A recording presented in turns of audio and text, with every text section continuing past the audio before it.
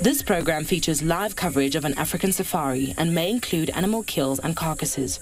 Viewer discretion is advised. Good afternoon, everybody. Welcome to the afternoon sunset safari with the rattling testicular. For a moment there, he sat there for the longest time on top of the tree, and what a fantastic fellow he was. It is a blustery and overcast afternoon once again. Looks like Davy has managed to catch wood hoopoe. The green wood hoopoe, there it is, with the long red beak. You can hear it cackling. Kakelaar in Afrikaans. They're actually green. They look black right now, but they are very green and iridescent, and their long probing beak helps to penetrate into the bark of the trees, looking for food, insects, larvae, and the like that are very well hidden away. Good afternoon, everybody. Once again, welcome on board, where it is suddenly feeling extremely humid. And well, we're going to be doing a spot of birding this afternoon, see what it is we can find in and around Djuma. Lauren is going to be heading up to Buffelshoek for a little bit of a scratch around there. We have Kyle out in Tswalu, who no doubt is going to be wowing us with some more insects. Kim is out in andBeyond Phinda.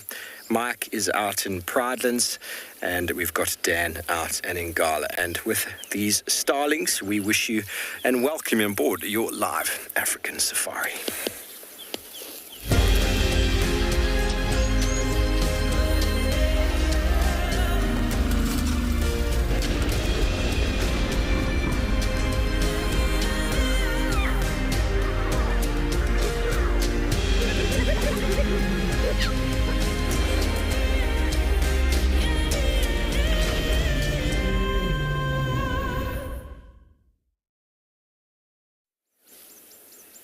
Hello everybody, welcome to the Birch Hills Starling Afternoon Game Drive, where we've got the Birch Hill Starling perched precariously on top of this tree.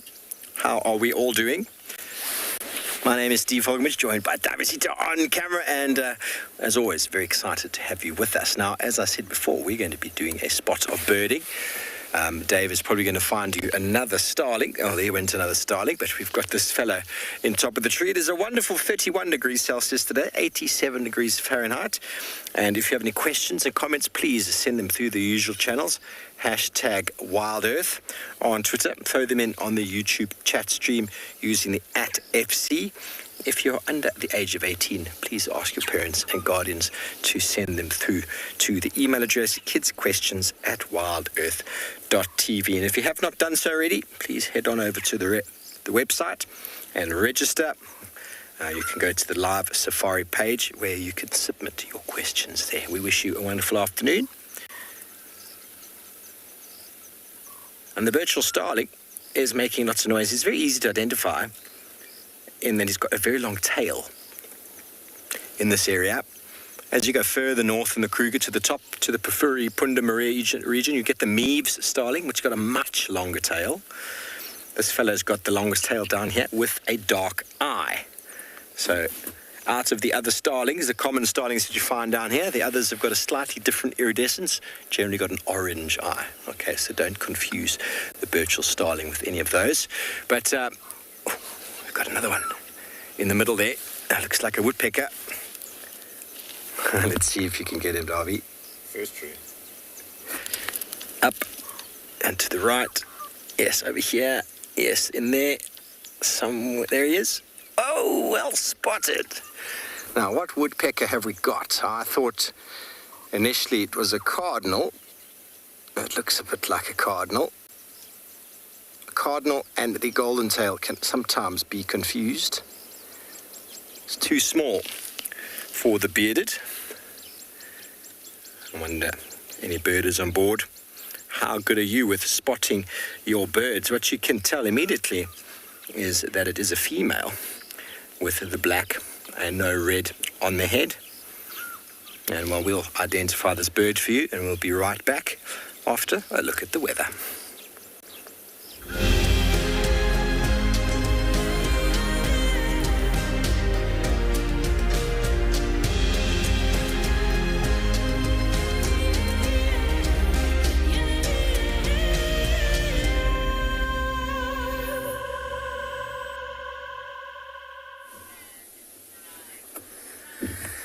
Good afternoon, everybody, and welcome to andBeyond in Ngala.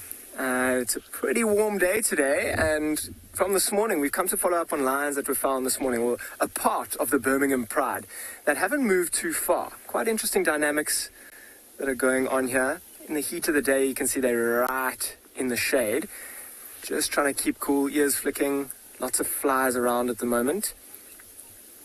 But good afternoon, everybody. My name is Daniel Fisher, and I'll be your guide this afternoon. As I was saying, it's quite warm today, and coming and looking in the shades of these bushes from where they were closely seen this morning is a great idea for these lions. And it's been a moment, the past couple of weeks, as I'm sure you've noticed, the Birmingham Pride has been all over the show, and I haven't been here for a few months, and it's super great to get to see them again. A couple of them, only a few of them, I'm going to try and count them now, but only a few of them here, and they've been scattered all over the show. There's a lioness that's given birth to 3 cubs, so I've been told, in the time that I've been gone. And I'm looking really forward to trying to find her and her 3 little ones. Apparently, she was here this morning as well. Maybe they've kind of joined up, trying to look for some food. It's quite an interesting time in her life. It's quite tricky trying to feed yourself. She's not able to really follow the rest of the pride like she used to. And the reason for that is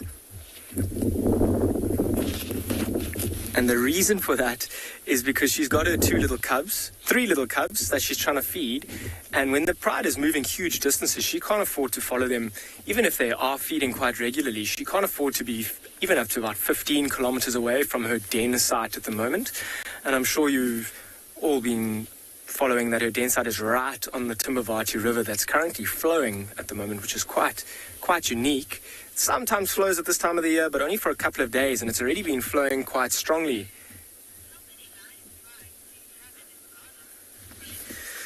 Fred, how many lion prides do we have at Ngala? And it's quite a tricky question to answer directly because there's no direct answer to it, and I'll try my best to explain it. So because we're an open system here at Ngala, right next to Orpen Camp in the Kruger National Park, there are no fences around. So lion prides can come and they can go. And I was mentioning earlier how this lioness who's got her cubs, she won't follow the rest of the pride, and they can go up to 15, even 20 kilometers away, maybe even in one evening. So in our southern part of the property, this Birmingham pride kind of takes over a large portion of it. Then from the southeast, there's an Mbiri pride that comes in. Then in our more eastern part, there's a Squirrel pride that comes in. Then there's an Avoca pride that sometimes comes into the north. And then even a Birmingham breakaway in the west. So those are probably 5 of the most common lion prides that we see around. And the Birmingham pride has got most of their territories in the middle or the central parts of our property, which means we see them most regularly. But the dynamics between lions and lion prides and lion pride territories is quite fluid. So you'll see as this Birmingham pride maybe shifts a little bit further east into the property, maybe the pride in the west, the Birmingham breakaway pride, might start to shift with them moving there. And you'll see often in the evenings, like particularly if the males, the Ross males who are in charge of the Birmingham pride, are advertising their presence by roaring and calling. It can travel up to the human ear about 6 or 7 Ks on a cool, still afternoon or evening. And lions' hearing is much more acute than that. They'll be able to pick it up. But if the pride is 10, 15 kilometers away and they're roaring, another pride might not hear that. And that'll give them the freedom to move into this potentially free space. But then as the pride that's moved off suddenly starts to move back and reclaims this territory and starts advertising, that'll push another pride back to where they came from. So because of this fluid kind of, there's no set territories, or there are set territories, but they move around quite frequently. And because of that, we can have all sorts of different lions coming in different prides, with the Birmingham pride being the majority, almost shareholder on Ngala's property. And as I'm sure you're all very well aware, they are home to 2 of those very special white lions, which makes it quite precious. And I've been told that the white lions haven't been on our property for almost 14 days or so. So maybe me being here will bring a little bit of luck. And this afternoon, I'm probably going to keep looking for some lions. Apparently, there were some tracks coming in from the eastern boundary. I mean, for the past couple of weeks, they've been hanging around Orpen Camp. I've been following them there. But for the meantime, I might spend a bit more time here before I go and carry on looking for the rest of the Birmingham pride and anything else interesting. In the meantime, I'll send you over to Rowan.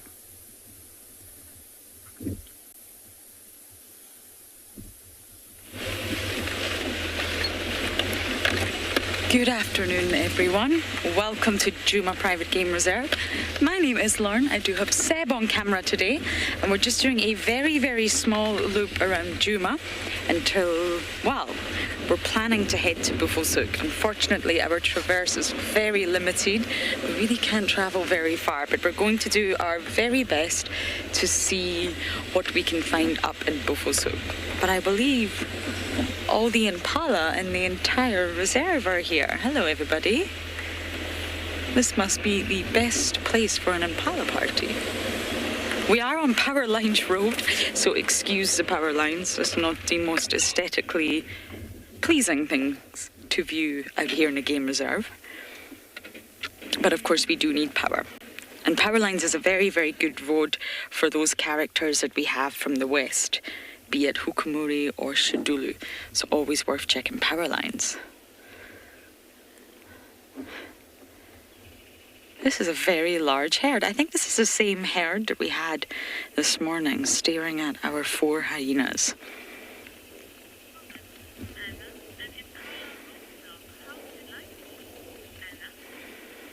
Anna, an impala roadblock, yes. You can't beat the roadblocks that you get out here in the bush, be it elephants, impala, even a tortoise. They really are the best. This is a very mixed herd. You can see some much older males with their long horns. You can see young boys, young males. And this morning, Seb and I actually found a very, very small little lamb. I was quite shocked because all the lambs, of course, are getting bigger. And I think it must have been one of the late lambs, one of the lambs that drop around February time.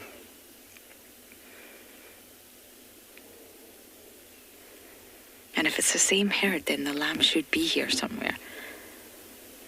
I'm just scanning to see if I can see it. It was tiny.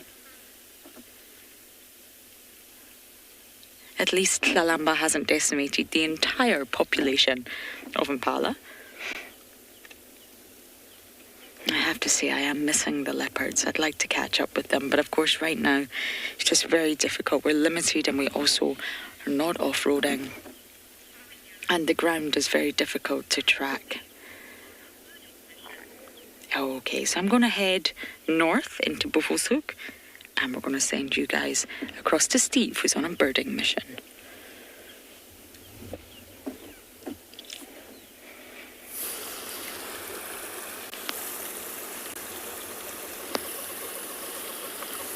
Well, everybody, we've got another bird, a very, very cool bird, one of the most characteristic or easily identifiable birds out, called a hammerkop, which basically translates as a hammerhead. Look at the lovely tracks leaving behind. Oh, how splendid. Now, the hammerkop is part of the heron family, and they like to walk around in the shallows, around the edges of watercourses, feeding on a wide variety of aquatic sort of insects.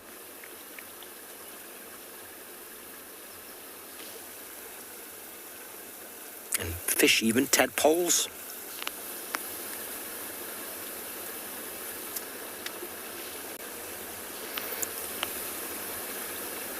It's actively fishing there. We're at the overflow of Vuyatela Dam.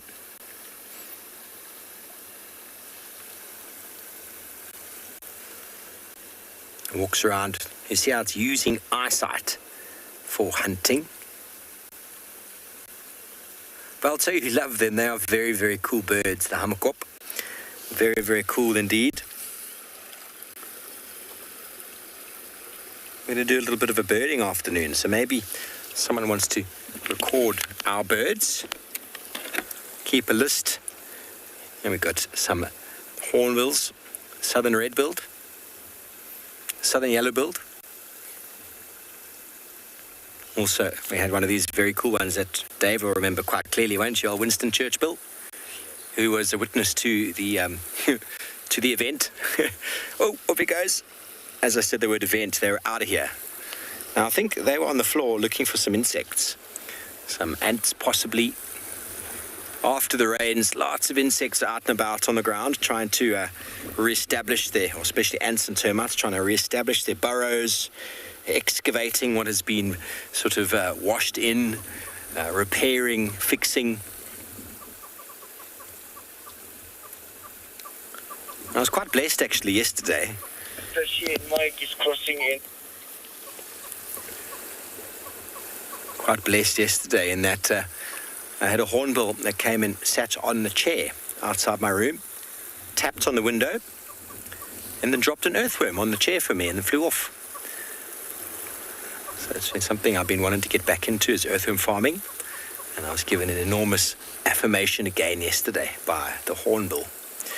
It had killed the earthworm though before it had brought it to me, but didn't eat it. Just saying this is the path you need to follow. So I believe in signs, and nature provides the most wonderful of those. Now I've got another bird, Darby, 12 o'clock across on the pole. Is that a hornbill? No, it's one. What is that? Is that Egyptian goose? That's another hammerkop. Moondust, you want to know where the hornbills nest? They nest, well, when they have nests, they'll nest in cavities in the trees. But when they're not nesting themselves, they roost, and they'll just roost somewhere in a tree, somewhere where they can sort of protect themselves for the night. Here we go. And he's also looking for some insects that are being pushed down by the stream, the overflow. Oh, what are you catching? Like peanuts.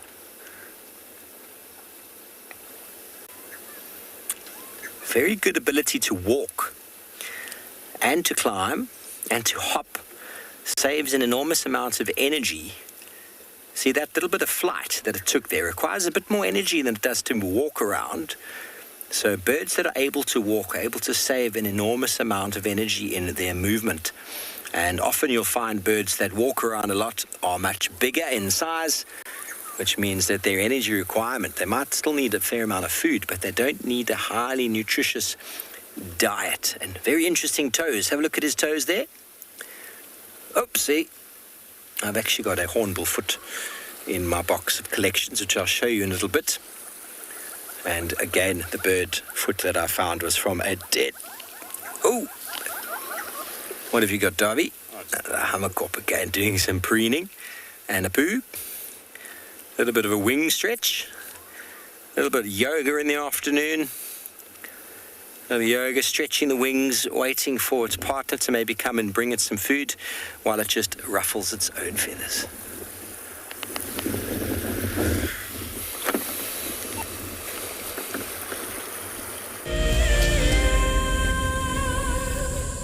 It's no secret that nature can heal.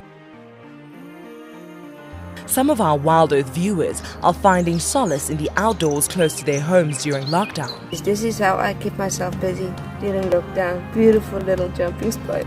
I love walking in the open spaces near my home. Provides a moment of peace in a crazy world. This is my fire escape with some of the birds I get to see. That's what it's like in New York City during lockdown. Being in nature helps me to cope with the challenges of life and helps me to be humble and grateful.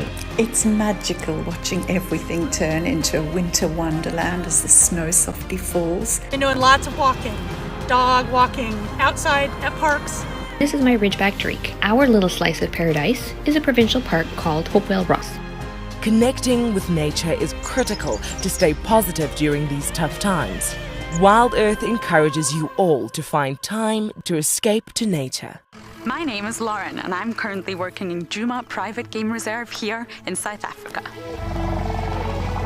I love answering your questions during the live safaris. It's my favorite part. It feels like you're on the vehicle with me, and I'm able to teach you exactly what you want to know. If you want to ask a question on WildEarth, then you need to register on our website. Once registered, you must go to the live safari page and ask your question below the live feed. Imagine having your own secluded African bush home where you and your friends can enjoy the ultimate safari experience. If you sign up to be a WildEarth explorer, this could become a reality. Tumbeta House is located in the heart of Djuma Private Game Reserve, the home of WildEarth.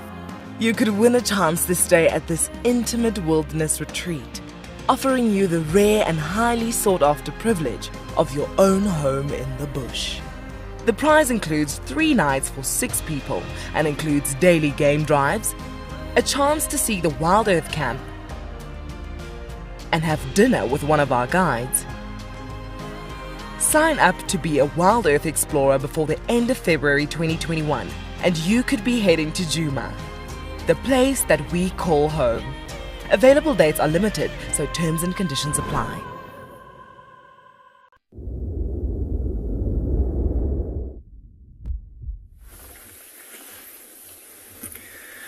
Welcome back to andBeyond and Ngala, everybody. Now, we're still here with these lions, and I was kind of in the process of planning on leaving to go and try and see what else we can find while it was still quite hot. And they've started to show kind of signs of movement. You see that grooming over there? A few of them have stood up, done a couple of stretches. A few of the cubs are kind of getting up, stretching, moving around. It's quite interesting because it is still very hot. They are right in the shade, so it's quite easy for them to do so without losing or using too much energy. Lots of grooming. I always love how lions do that to one another. They've got these incredibly tight social bonds within a pride, within siblings, cousins, relatives, and that also is like it brings them together, particularly when hunting, and they rely on these social bonds and when protecting each other. Just saw a little flick of the little one's head, and I'm going to rewind a little bit here. I'm actually going to just introduce Odie on the camera because I forgot to do that in my previous one. So today, this afternoon, we've got Odie, and I must apologize for not introducing him. He is a legend, and what a good cameraman. But you see how this one's now licking right underneath that other lioness's chin. I mean, that's quite a tricky place to be or to get to yourself.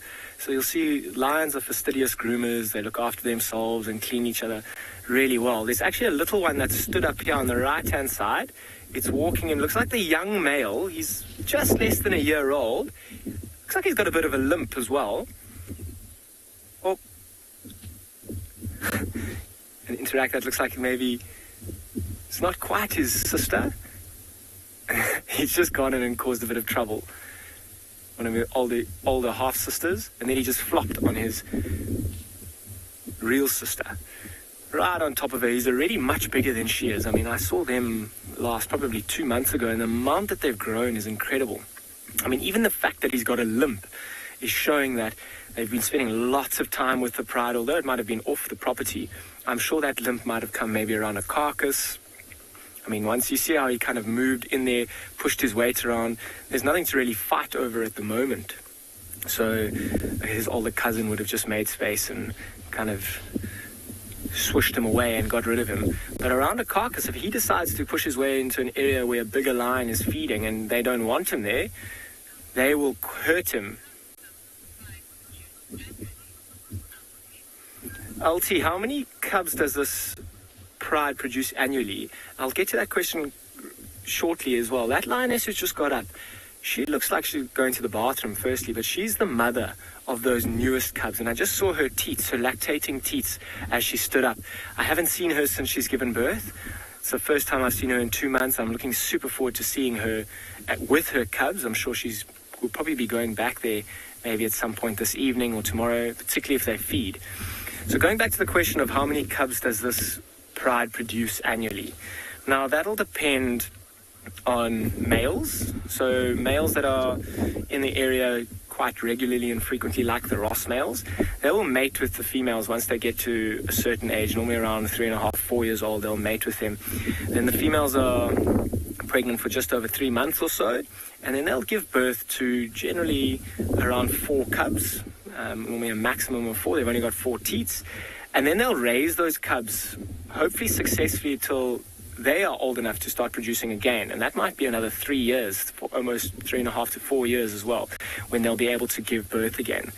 Now that all depends on whether the males can stick around and protect those cubs and protect the females with their cubs. If they don't, for instance, if new males come in and kill these cubs, that'll then bring the females into heat once again. And that can happen several times in the year, which might mean that a female might give birth to 3 sets of litters in a year, which could be a lot of cubs. I mean, that's almost, might even be 12, maybe a little bit more, maybe a little bit less per year per lioness, if the males are constantly changing. But in 2021 now, I mean, there's that lioness who stood up earlier. She's the only one that's really given birth recently. There's a few subadults like this one that's standing there. She might be getting closer to the age of being able to reproduce maybe in the next year or so. In which case, I'm sure, or I don't know for sure, but the Ross males, according to my opinion, they've done an incredibly good job to be in charge of this pride for as long as they have. It's almost like their time is coming up. They've been incredibly good at looking after, and as I say, they've blown us away with how long and how well they've fathered their cubs. But they're getting old now. They're older than 10 years old, which is quite old for a male lion, and they've got this incredibly prime lion territory area. I mean, we were talking about it earlier, how many, we said a minimum of 5 different prides that might come into our property. And with that, this is prime lion real estate, if you could put it like that. I mean, historically, this area between Auckland and Satara is super pride country. I mean, often driving through those areas in the Kruger National Park, you'll see huge super prides of up to about 30 lions. I mean, even this pride of lions it's got to 21 now, and it's kind of getting to the point where it's tricky to feed all 21 males. I mean, there's only 8 members of the 21 here, and maybe a reason is because it's tricky to feed them. It's easier to feed 8 males than 21 males. Maybe when you separate, maybe one of these lionesses made a kill recently, and these lions were in the area and they all came and fed, and the males were quite far away. Not sure where the white lions are at the moment as well. They might still be hanging around open. So I'm probably going to spend a little bit more time here in the shade. I'm in a nice shady spot as well. The lions they were showing yawns and grooming, might pop their heads down. But in the meantime, I'm going to send you somewhere else while we see what happens here.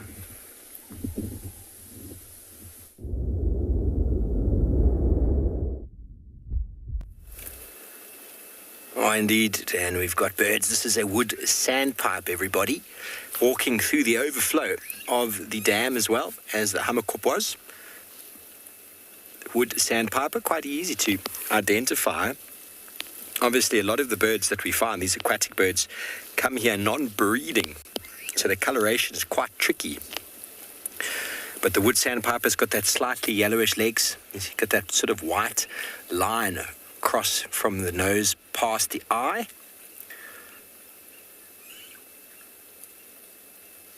And that white spotting on sort of the back there, quite distinctive. So that supercilium is what we call it, that line that goes across the eye. It's very, very sort of descriptive for this bird. Very conspicuous. Any line that sort of goes around the eye is called the supercilium. And you see he's got the straight beak. He's looking for insects. Wide range of aquatic as well as terrestrial. Also feed on mollusks and worms, small fish, and even frogs.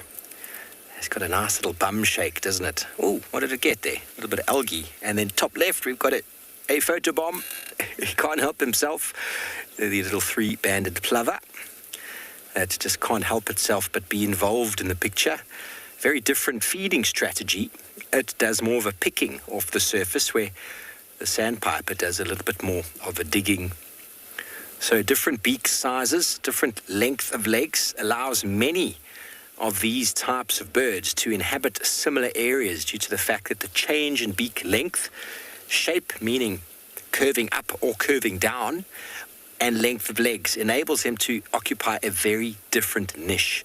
So although the habitat is the same, they're able to occupy a different niche within that habitat. So, for example, the sandpipers, some of them, the curlew sandpiper, their beaks curve downwards. The pied avocet's beak curves upwards, and some beaks are straight. Depending on the length, enables them to feed on very different species.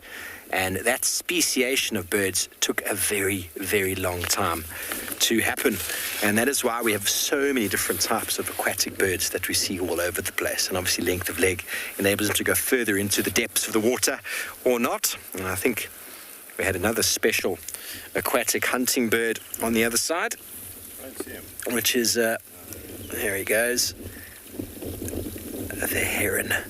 A true heron. You don't really think of the Hammerkop as a heron when you see them. This heron, very, very focused. David, well, it's quite a broad question. You want to know if most chicks are precocial? It depends on what species you are talking about. Depends on what species. Parental care is a very important element in some birds. And many of the birds that nest on the ground, they will have precocial. So generally ground birds with strange foot structures that nest on the ground with camouflage nests have what we call precocial chicks, which means that they hatch at the same time and require very little parental care. But when birds go to the length of creating nests where they are able to secure the chicks and look after them, then we have altricial chicks, and in general those ones are born at or hatch at different times, which leads to different sort of successes dependent on the season.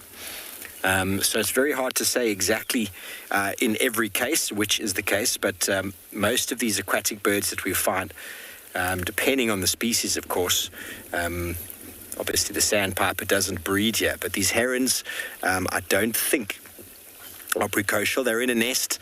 They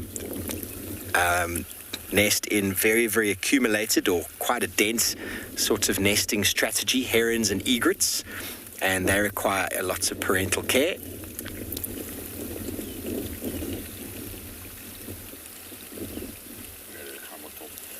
A Hammerkop as well, they form a very big nest to protect the chicks.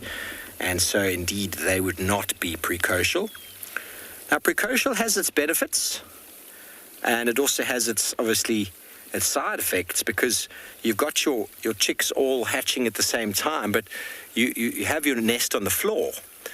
So it enables them to hatch or lay much larger eggs when you lay them on the floor. So you lay them and move away, camouflaged, and then you can come back and lay another one. Because the egg's much bigger, it means it will hatch easier, or not necessarily easier, but it'll hatch at a much more developed stage, which means it requires less incubation time. Or maybe I'm getting that wrong. It requires a fair amount of incubation time because of the size of it, but once hatched, it requires no parental care. They will follow the adults around, and the parents don't have to go and come back again with food. Whereas in this security of a nest, altricial chicks are generally favored, and you have different successes in that regard. Obviously, altricial chicks are, if the parents die, altricial chicks will not survive. There's no way they will. Whereas precocial chicks very much likely could survive if their parents died, because they're able to move around and sort of fend for themselves, or at least feed from a very early stage.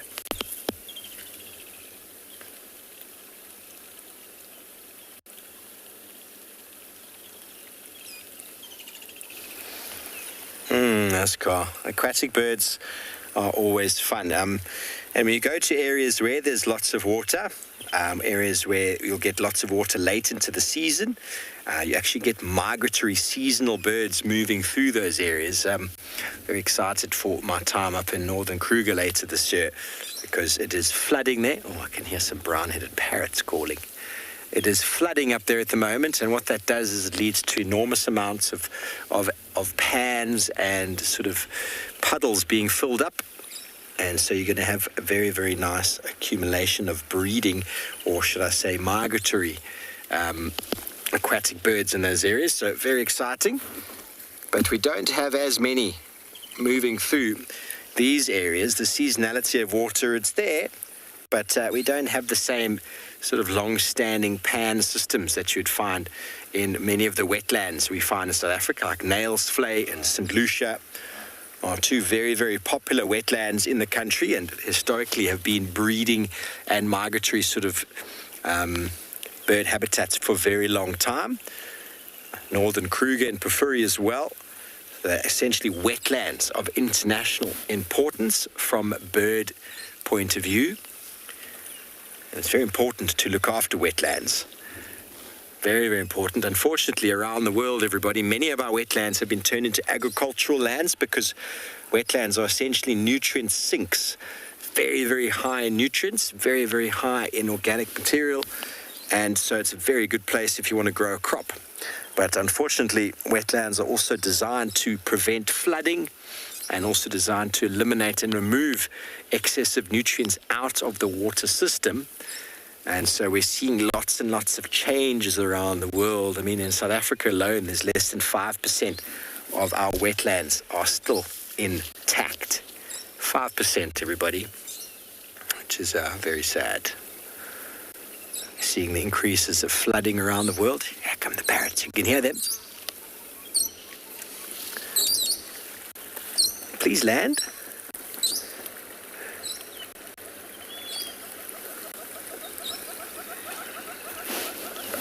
Minamu, I don't know which birds you might be referring to about which build a nest and don't use it. Hummerkops might build a number of large nests which they use for demarcating territory and then only use one. Other than that, I don't know of any other birds that build a nest and that don't use it. It might be a male who builds it and is unsuccessful in that the female decides his nest building capabilities are not good enough. But other than that, I can't think of any other bird that produces a nest that isn't used. Hummerkops, though, use them for territory, so they might have a few in the same area, but they are essentially still serving a purpose. But some birds go about their nest building capabilities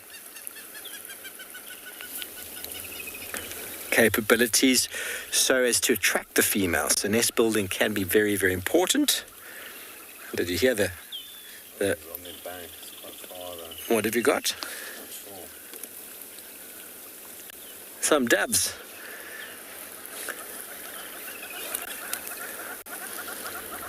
Wonderful afternoon for birding. Well, we're going to be doing some birding today, everybody. As you can tell, we're going to just move around very slowly and spend some time trying to find as many species as we can. I hope. Let's show the thick knees then, Darby. Let's get another bird on the list. Yeah. I hope someone out there is keeping a list for me. Directly on that sort of dry bank, just on the left of the tree. Yeah, there we go. There is the water thick knees. Always here. We saw a spotted thickney. It might have actually been a water thickney the other night. I couldn't tell. Any report? I couldn't actually tell, but it was eating a centipede. So I thought was quite remarkable. Can hear a woodland kingfisher. He's about to fly over. Making you work, obviously. He's going to land right at the top. Yes, please. There's the woodland kingfisher.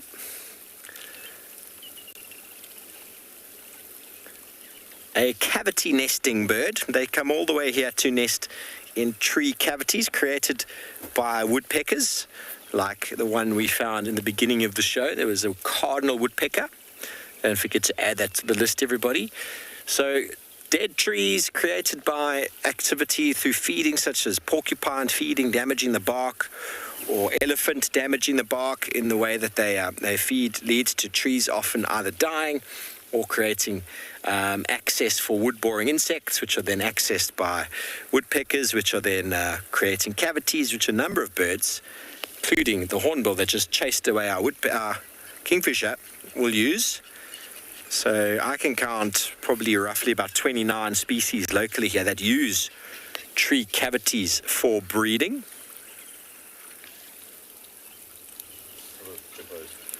And the Egyptian geese will be another one to add to the list, and they will use all sorts of nests. They'll even nest on the top of hummerkorp nests. They're not shy. They'll even take over a heron's nest. They're like, we are quite shy, actually. We're going to fly off into the thickets. Cheeky birds. They stand around all day until you put them on camera. Hey, Darvisito? Usual story, the usual suspects. I can hear a striped kingfisher. Not often you get to see them.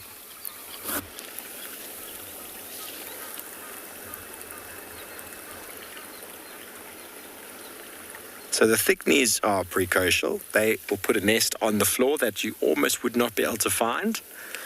And what we call precocial chicks, we call them downies, because they're born, or I keep saying the word born, forgive me, when they hatch.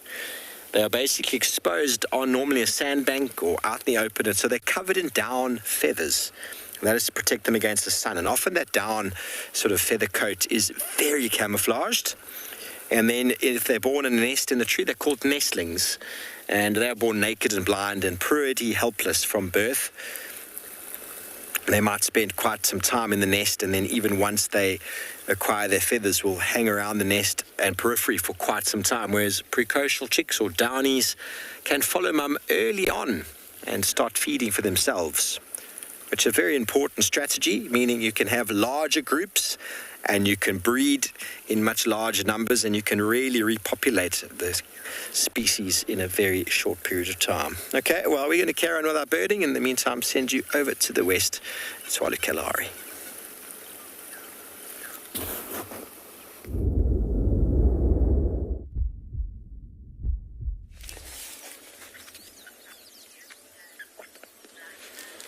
Well, a very good afternoon to everybody. We have stopped at a pan and we are just enjoying the abundance of these beautiful flying insects. There is a new species that we're going to try and isolate here for you folks. There'll be a new butterfly for the list. If anybody's keeping tabs, I love keeping record of what I've seen and where I've seen it. It's wonderful to do so. So those are African migrants, those pale greeny white individuals. The one in the middle with the dark windows. Oh, it's now turned. That's our beautiful African migrant. brown-veined white. So like I mentioned yesterday, these African migrants can almost rival the abundance of those brown-veined white butterflies in terms of sheer numbers. And we're going to hopefully get to a spot in a little bit to show you folks how dense a patch can become with these beautiful, beautiful things.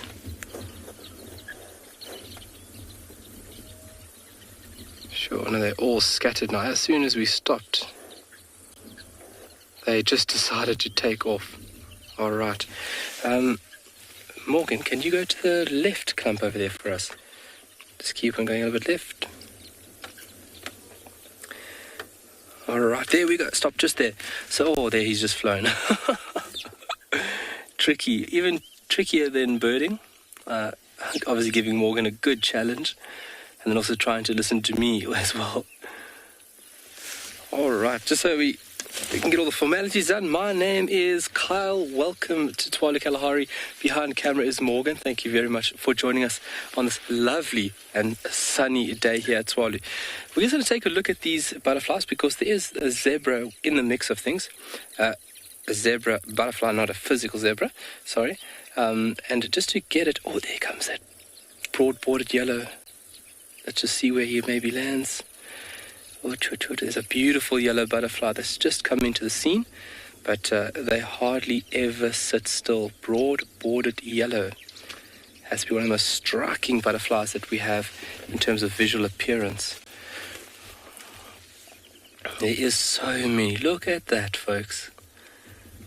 So it's a very warm day, and coming down for a drink like this is essential for you to carry on, especially the very costed flight. Flight is a very energy-consuming practice, and you need to have a lot of requirements in order to achieve flight. And one would think, looking at butterflies, they are really, just off the bat, everybody might think that butterflies are not great flies. They are remarkable flying insects. Oh, that zebra just came past the screen. To think about, there it goes. To think about how light that animal is and the factors that it has to deal with, like wind. They are remarkable at what they do. You can see all the proboscis out and extended. So the butterfly that's zooming around there with the black and white markers, I'm sure everybody's seen it there. That is the zebra that I want to try and show you folks. There it goes again. Lovely. Hustle and bustle. Sure.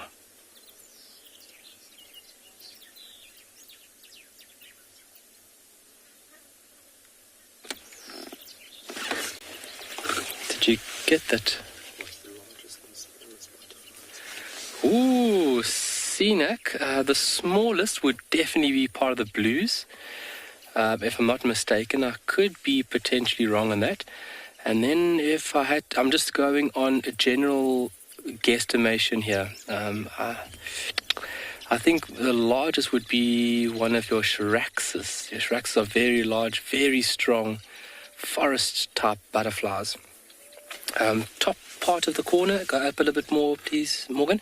In the central part of the screen there, that stripy white and brown one there, that is our beautiful zebra. It doesn't look very pleasing right now, but when those wings are extended and that butterfly is flapping around, it is very beautiful.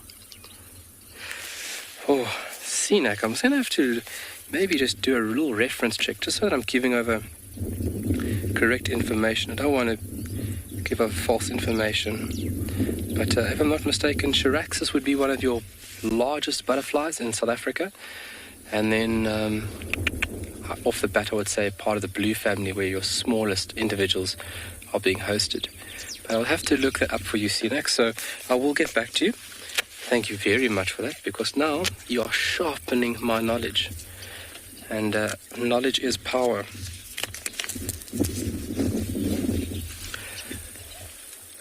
So that zebra sitting there nice inconspicuously. So like I said, we're going to find a spot and we're going to show you the density of these beautiful butterflies.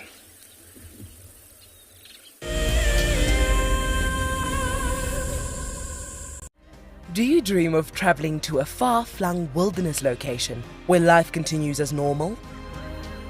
A place where you can escape to nature and breathe. If you become a WildEarth explorer, then this could soon become a reality. Subscribe today and stand a chance to win regular travel prizes. WildEarth Explorers, it's in your nature.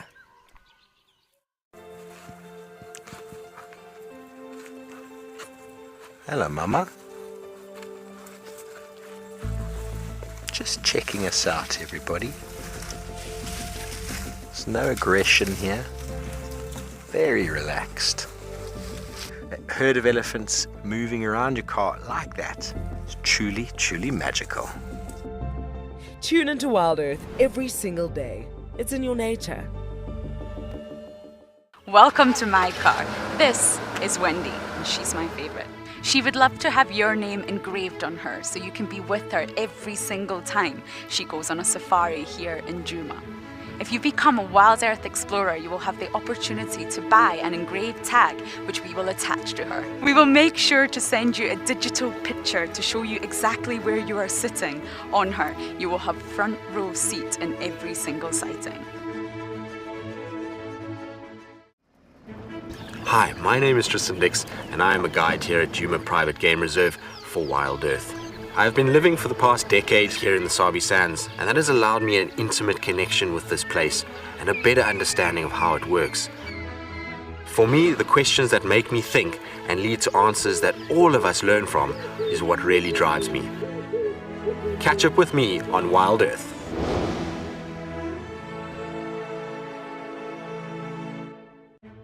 Hi, my name is Tristan and I am a guide here at Djuma Private Game Reserve for WildEarth. We love connecting you to the African bush, and we always look forward to all of your questions. If you want to ask a question on WildEarth, you'll need to register on the website. Once registered, go to our live safari page and submit a question below the live feed. Catch up with me on WildEarth.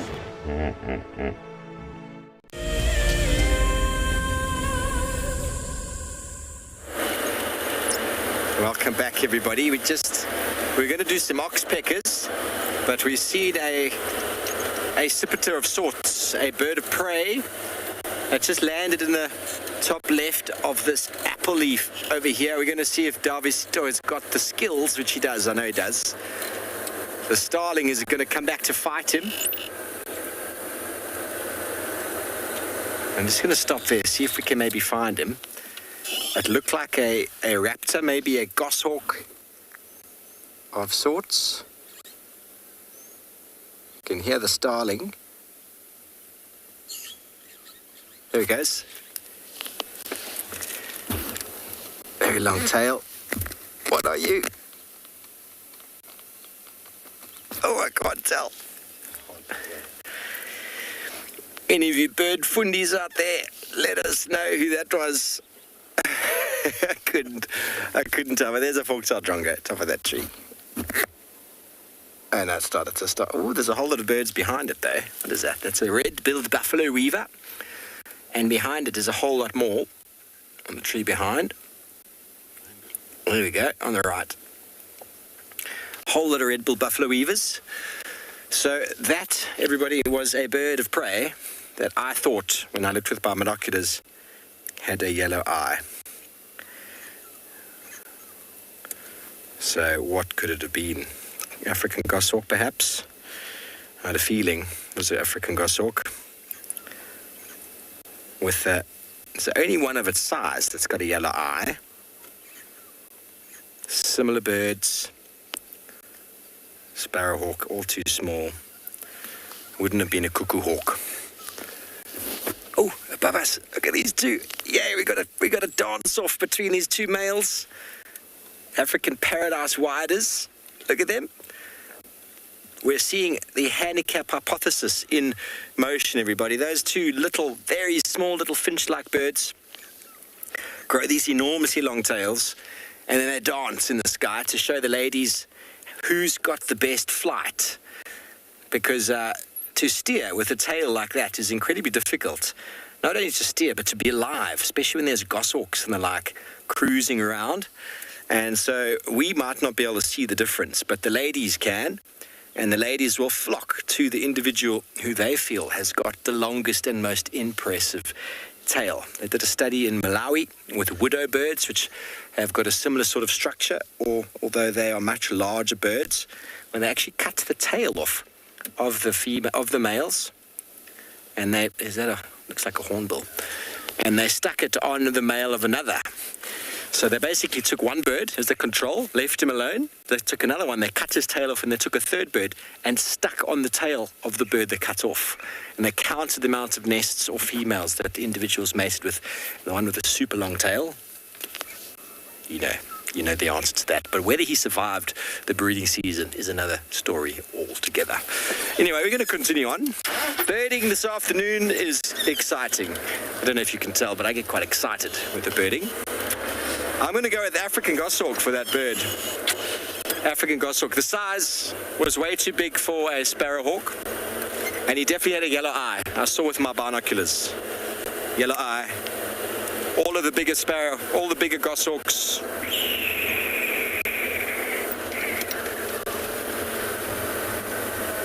Haley, the birds are actually... You're right. I got an insect in the eye. I think I averted it though. The birds are actually always active, but you've just got to spend time trying to get them. It requires very good camera work. I bird all the time, but it's sometimes very hard to get it on camera. And I'm not going to lie, Dave is the best. Oh, thanks. Dave is the best. He's very, very fast with the camera. Just like... You might make your head spin a little bit at home with his movement, but he gets the birds, and that's all that matters. Oh, marulas are falling. Okay, very good. Well, we're going to do birds, and Carl's going to stick with his wonderful little butterflies.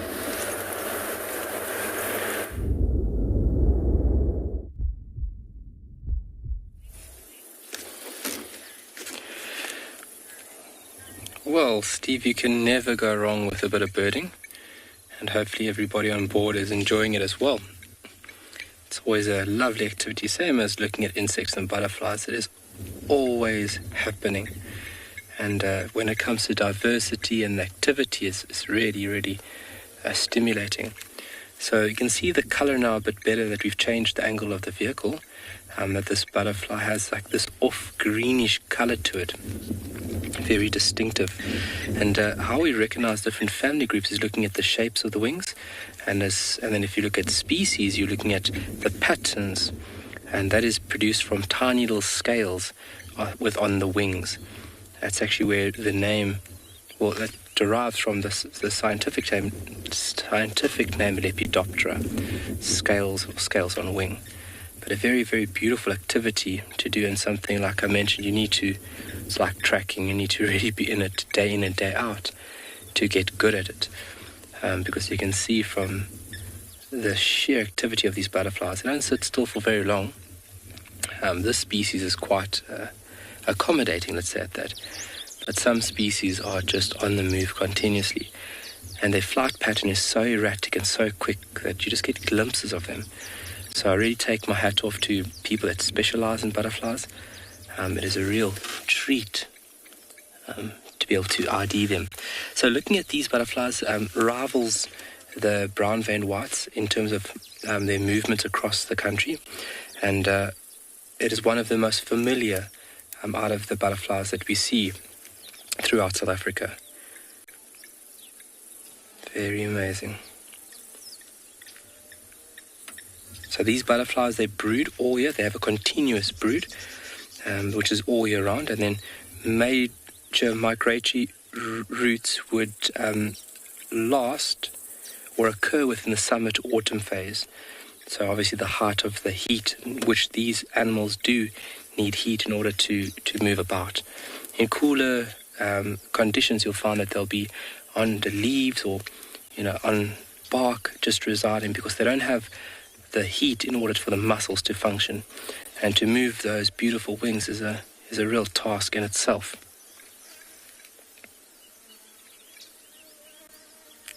Oh, how high can butterflies go? Ha la la. I would say very high to very high. depending what hill you're standing on. I would say some butterfly species can reach a good height. I wouldn't say in lines with other flying organisms. Obviously they don't, there's not much for them up there. Most of what they do happens close to the ground or, on top hilltops. Sure, I would be absolutely lying to you if I told you how high butterflies actually fly. It's something I can go look up. I definitely do a bit of research on what are the highest species or flying species that we would have in South Africa. FC, can you go with the viewer's name again there, please? Just didn't catch the name.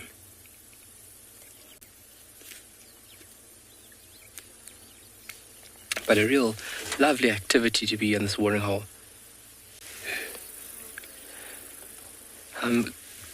Mark, so we go to that other patch there. There's one or two other little species that we can ID there. Let's just take a look here. Obviously the action of looking at them and trying to focus on the same point is a real task, and obviously working together with Morgan is a you have to work together very, very efficiently to get onto them.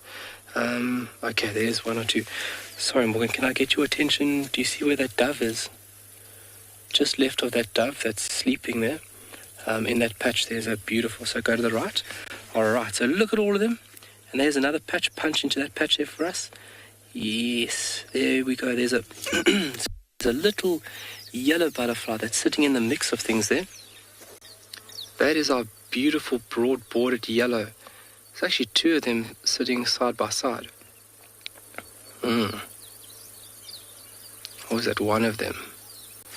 It's a bit of a funny angle with the light. So, let's see here. So the brown-veined whites are those individuals with the dark markings on the wings. And the African migrants are those greeny ones. And then to the right of the picture, you'll see that there's... Oh, he's gone. You just saw the flash of yellow there. There he comes back. And he's just landed. A very small butterfly and very fast flight pattern as you saw there across the screen. But if you guys can catch a glimpse, you'll see that it's generally uniform yellow, but then on the trailing edge of the wings, they've got these beautiful defined dark borders or dark lines that run around the border of the wing. Oh, there's a nice big bee that came through there.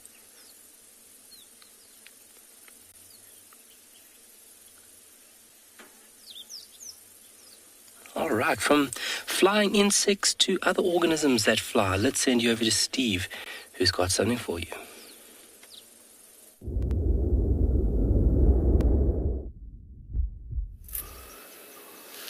Indeed, and we've got a wonderful little widow finch, also known as an indigo bird, and I believe this one to be the purple. It's very hard to tell because it's supposed to have very white legs with a white beak, but looking very closely. Oh, yeah, oh, he's there. He's just on the left. I think that was a lady, or maybe that's another male. Oh. Well, that's what they think of us this afternoon. They did sit there for quite some time. The Afrikaans for these birds is called staalblow, also known as widow finches, and they are brood parasites like the cuckoos, laying their eggs in the two different species that we commonly find, laying them in firefinch nests. So they don't make nests at all. They lay in the nests of others. Okay, well, that's it for birds and that. Oh, hang on, we got another hornbill. Oh, I just heard a Birchall's cuckoo calling. The rain bird. I don't know if you heard him, but the rain bird often indicates it's going to rain. Darby? It's definitely going to rain somewhere. It's raining in the west. What do you think?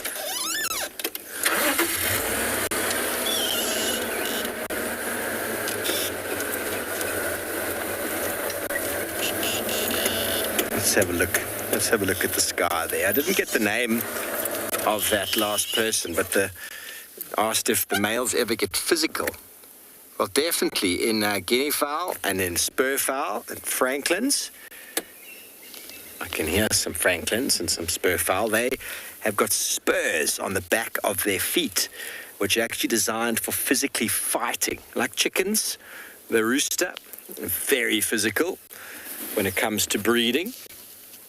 And some birds in the form of rollers don't necessarily become physical, although their actions could lead to a bit of physicality. They do some dive bombing and incredible flight displays. But most of the time, birding or bird breeding is dependent on the presentation of gifts, so the ability to show the female he can provide food, or the building of a nest, or an incredibly elaborate display in the form of a dance, or in the form of coloration, plumage. There's no better coloration or plumage than the peacock, which has got all of those eyes that they generate for the female. There's no other purpose. I suppose it makes them very, very obvious to predators. So to still be alive with an adornment like that makes one very attractive to the female. So again, that sort of handicap hypothesis, which means the birds show that they are very, very, very overwhelmed by some form of plumage, and for them to be alive, the females are very attracted to that. Okay, we're going to send you over to Prrivate and Mike, and I think he's also stopped to do a bit of birding.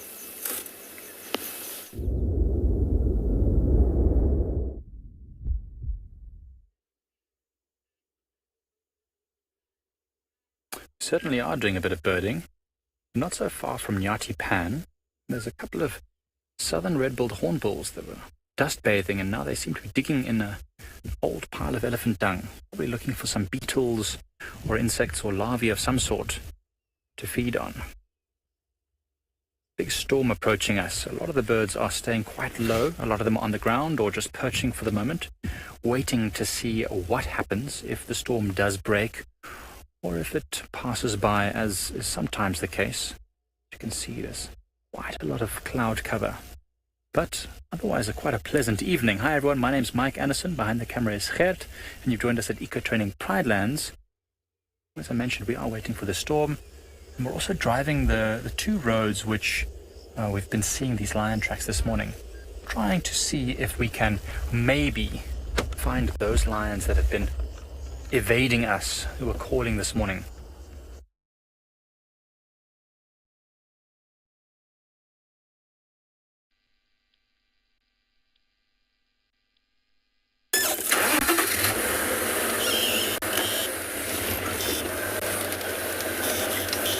Okay, well, we've got hornbills begging too. Sorry about the technical issues there. We've got a hornbill family. It's just had a whole lot of insects there or something. Maybe it was a massive juicy caterpillar. Once again, the southern yellow-billed hornbill. And then if we go up more and on the left, we'll see another bird there, the honey badger of the sky, the fork-tailed drongo. There he is. Can't see him very clearly behind the branch. Oopsie. Ooh, there was a fork-tailed drongo. He's sitting at your eye level now, Darby, through the back there. Important to have a look, because just behind the bush. It's important to have a look, because sometimes the fork-tailed drongo looks very much like southern black flycatcher, but there you can see he's got a very forky tail. Southern black flycatcher is a lot more slender. Looks very much the same, but the tail is much more narrow. He's not as bulky. And essentially what the flycatcher is doing, he's pretending to be this fellow, because these birds are very aggressive. Very aggressive. They really do stamp their authority on other birds. And so the southern black flycatcher probably gets away with a lot, because a lot of birds think they're a fork-tailed drongo when they're not.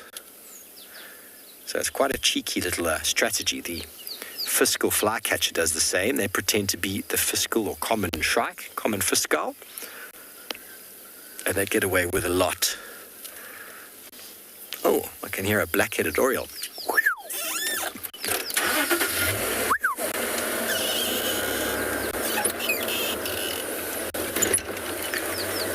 Oh! Sorry about the bumpy roads there. Diana, they don't feed all day. They go through feeding bouts and periods. Let's see if we can get this testicular that's... Can you see him? Who's behaving quite strangely. They don't feed all day. There's time for calling. There's time for territory. There's time for preening and washing. And there's also time for sleeping and resting. So in the heat of the day, you might find birds just take it very, very easy in the shade. And you might have some bouts of sort of feeding when it's cooler in the morning and in the afternoon. And in the really early morning when they wake up, they might do a bit of preening or grooming, especially in the winter, where they'll stand in the sun. And then in the late afternoon, once again, they'll do the same before going off to roost. It also depends on what they're feeding on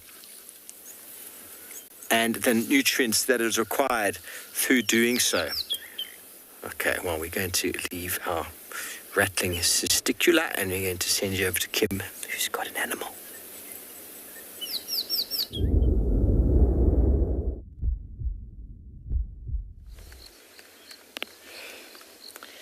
Good afternoon. Thanks very much, Steve. Welcome to andBeyond Phinda Private Game Reserve. As you can see, we've managed to find some zebra for you this afternoon. We've got quite a lovely cool day. You know, it's a bit starting to drizzle a little bit around us, and we've got some thunder clouds rolling in from our western side. We're hoping that it's going to stave off or stay away for the time being, at least for the show. But I'm not quite sure if we're going to get our wish this afternoon. But it is really lovely to be out on this section of the reserve. We have had quite a bit of rain recently. You can see how beautifully green it is. And we actually haven't managed to visit this section of the reserve because it's just been too wet to drive for the last week or so.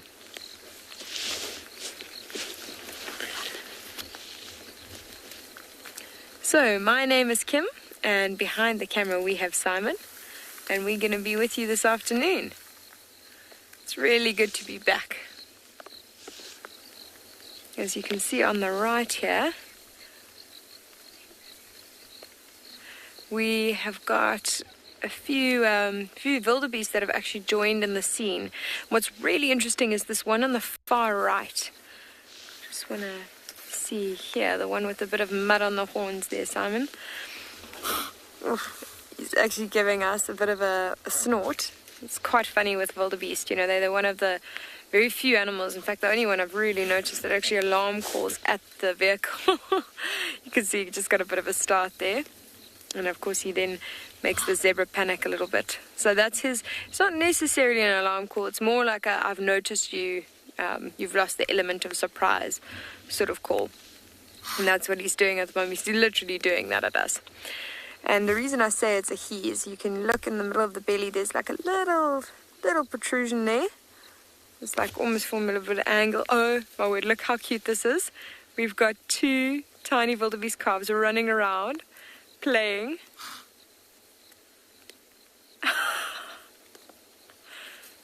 That is absolutely magical to watch. And now there's other two younger wildebeest, you know, from last year's breeding season that actually just went to chase them off. I could say that because their horns aren't quite, you know, as widely spaced as the other ones. It's nice and easy to age wildebeest because of that breeding season. Oh, the zebra's chasing one. My goodness, this is so funny. Look, I don't think it's nothing too aggressive. This is all just playing around and, you know, getting involved. That's what's happening here. But absolutely lovely to sit and watch.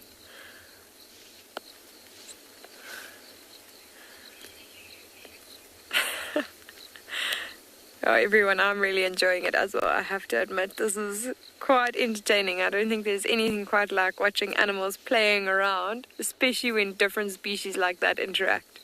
You can imagine that zebra, what was going through that mind when it decided, no, I'm going to chase this little wildebeest, because obviously that tiny calf is no threat to it. So I think it's just getting involved. Absolutely hilarious. Okay, so now back to that male that we were talking about. He's got that little protrusion, but also you can see on those horns, he's got quite a bit of mud caked on. And if you have a look at how wide set those horns are, they just extend a bit beyond the ears before they curve up. A little bit more wider set than a female. Female's horns will extend the same length with the ears. We'll show you to that just now. But you can see he's put a whole lot of mud, and there's a reason he's done that. You can even see a bit of mud on his nose. Now, it's to make himself look bigger and more impressive as possible. I'm sure you've seen that with a few other animals. Ngala will do it sometimes. There's quite a few that actually try and cake their horns in mud to make their horns look a bit more impressive.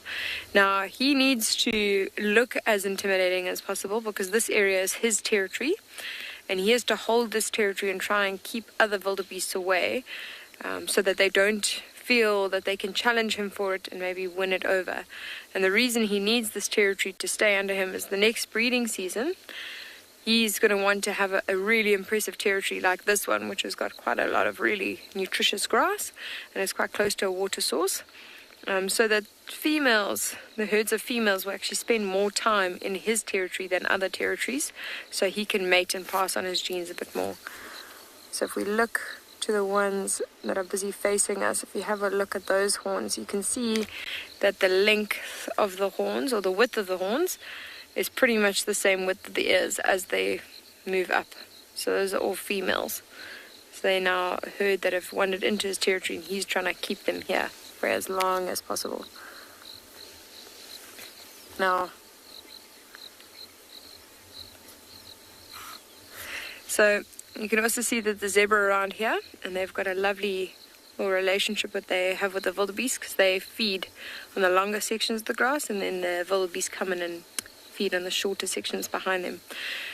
So we're going to send you over to another ranger, and he's going to show you something a little bit smaller but really beautiful in itself. It's out in the wild.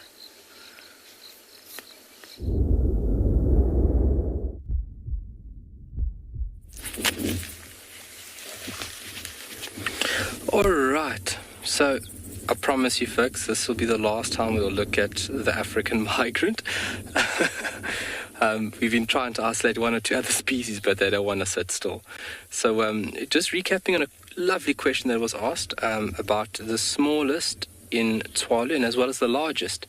The smallest in Tswalu would be a species called the Tinky Pygmy Blue. And the largest in Tswalu would be the citrus swallowtail. And to give you guys an example, understanding how tiny this butterfly is. So the Tinky Pygmy Blue is also the smallest in SA, and only 21 millimeters. And if you take a look at the citrus swallowtail, 110 millimeters. And that is drawn to scale there. I've just measured that out with my ruler. Just carry a ruler around everywhere I go. We have measured out, and that is almost to scale. Maybe a little bit smaller, but there's a rough estimate on how tiny that butterfly is. And now just to give you guys the full rounded experience, we need to see what they look like. And I'm going to show you just here in my field guide very quickly. Morgan's going to give us a nice view over there. So the one where my thumb is, this is the beautiful little Tinky Pygmy Blue. Very beautiful little species, and tiny in comparison to the very large and robust swallowtail. Thank you, folks. We were talking about swallowtails yesterday with Lauren, and look at that monster. So a really big difference in comparison to size, and you can see the wing, or the structure of the wing, being very varied as well. And that's how they group butterflies together, is by the structure of the wings. There might be other body parts. And then within species, you're looking at this beautiful scale pattern, which gives, or the scales on the wing, which gives the butterfly its beautiful color. Fantastic. Alrighty. So class is finished. Onto all the fun stuff. So what we're going to do is we're going to leave these beautiful butterflies, and what I think we're going to do is look at a few tracks that we have in and around this watering hole. This muddy substratum that we have over here is great, because when an animal walks in here, it leaves a perfect print, literally a perfect print. It doesn't get better than around a watering hole.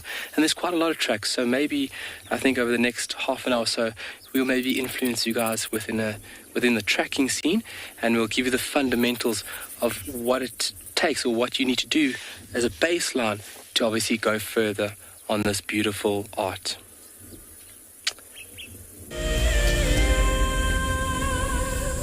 This is Rusty. He's my favorite vehicle, and we've been through all the good times here in the bush. Now, if you feel a connection to Djuma Game Reserve like I do, then we have a fantastic opportunity for you. You can have your name engraved on a brushed metal plaque, just like this one, and we will attach it to Rusty so you can always be with us on safari in spirit. We will even send you a digital photograph once your plaque is mounted on Rusty. Spaces are limited, so grab your spot now.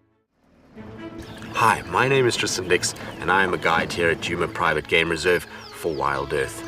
I have been living for the past decades here in the Sabi Sands, and that has allowed me an intimate connection with this place and a better understanding of how it works. For me, the questions that make me think and lead to answers that all of us learn from is what really drives me. Catch up with me on WildEarth.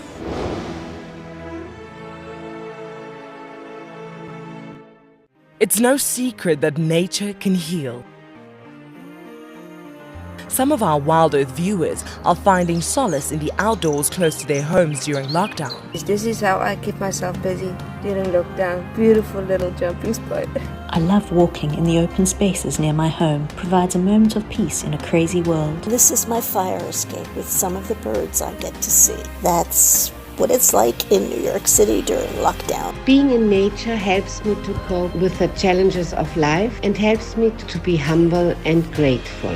It's magical watching everything turn into a winter wonderland as the snow softly falls. Been doing lots of walking, dog walking, outside at parks. This is my Ridgeback Drake. Our little slice of paradise is a provincial park called Hopewell Ross.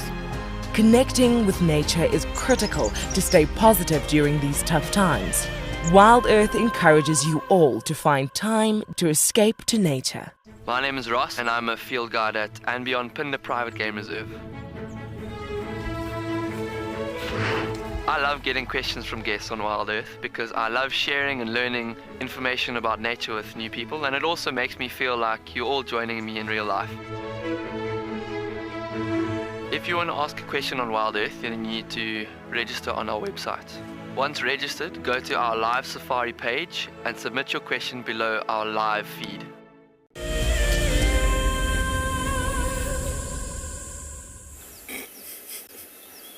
We had a few skulking little birds flying into the bushes there. Sometimes mimicking alarm calls can be quite useful in getting little skulking birds to pop out. We had a little brown-crowned chagra that disappeared into that buffalo thorn. And I can hear a white-throated robin chat. Oh, I can also hear an orange-breasted bushshrike. Just land on the branch.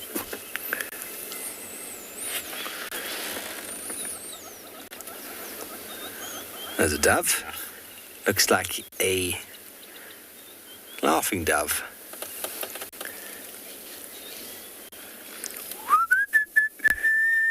That is the orange-breasted bushshrike.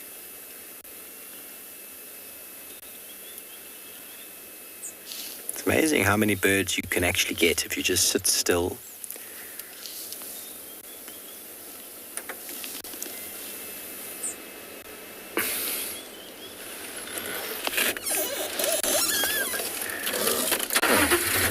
Carry on, see if we can get ourselves any more birds up ahead here.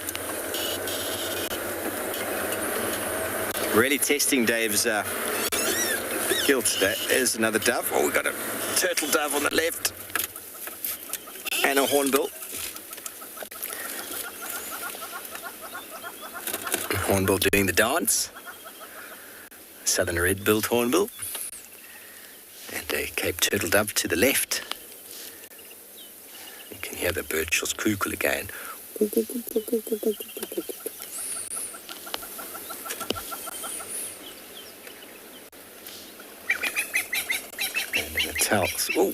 The tail spur fowl just blast off on the left there.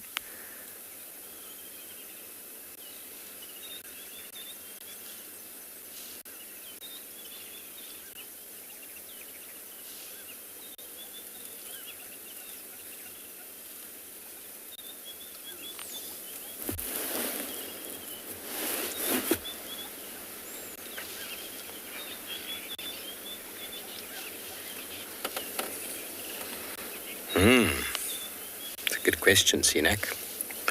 I don't know if they're all called accipiter. I'm going to have to check how many accipiter species. I just so happen to have a very nice book on raptors. So I'll have to check how many accipiters we get. Okay, so the shikra is one. The Avambo sparrowhawk, little sparrowhawk. African, Davi help me count, hey, that's 4. Rufus-breasted sparrowhawk, 5. Black sparrowhawk, 6.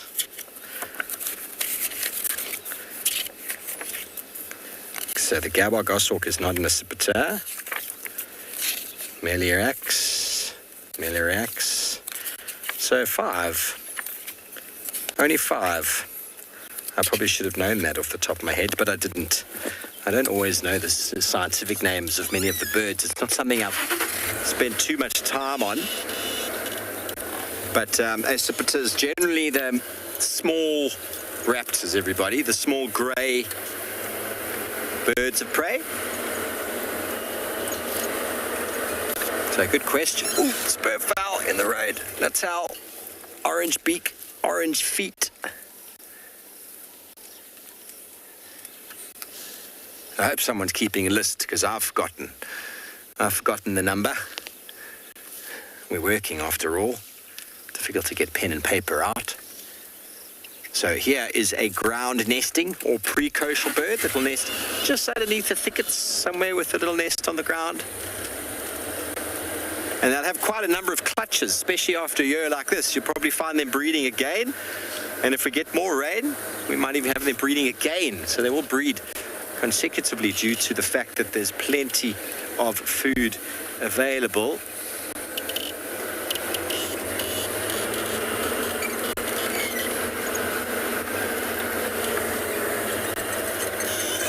Blacksmith lapwing is another ground nesting. This is Galagopan. FC has only counted 10 birds. Well, FC, you have not been counting very well. I'm not sorry to be offensive, but we've got 10 birds in the last half an hour for sure. So there's plenty more. I'll go through my list. I'm sure there is someone out there who always keeps track of the birds for us. And here is the blacksmith lapwing, a very commonly found bird around water. And a precocial. They will nest on the ground, almost impossible to find their nests.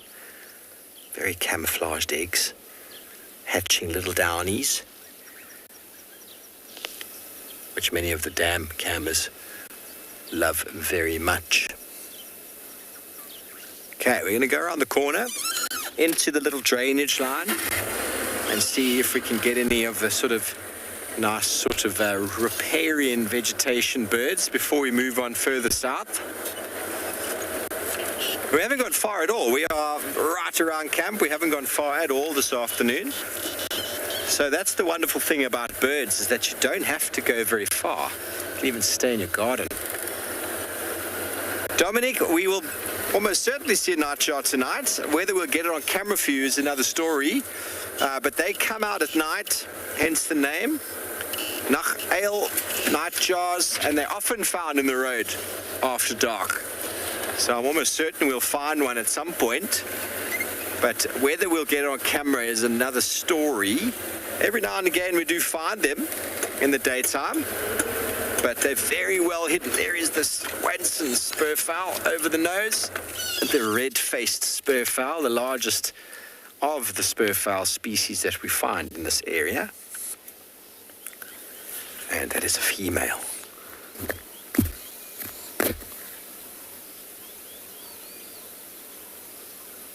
No spurs on the back of the leg. The males have the spurs on the back, which they use for fighting.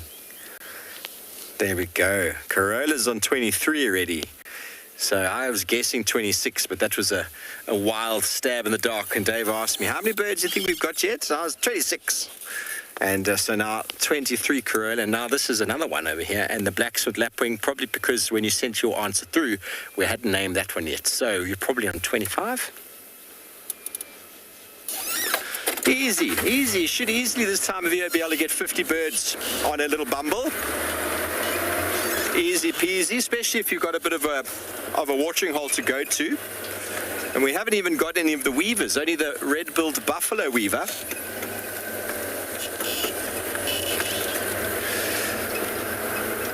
Okay, what else are we going to get? We haven't shown you any bee-eaters, any sparrows or swallows. Oh my goodness, there is a lightning storm in the distance. Wowza, I just saw some shocking lightning a moment ago. Maybe we'll get some of it on camera. Oh, it's over that side there. It's bubbling and it's brewing and there's a big storm on the way. It's another reason why we were quite keen to not go too far from camp, because that storm felt like it was going to pull in. And you can do whatever you want for rain, everybody, but lightning, like what hit us the other day, you do not want to be out and about in that. Not only is it quite frightening, but it's pretty dangerous as well. If only we could learn how to harness it. But although I've seen a few lightning strikes there, I haven't heard it, which means it's still quite far.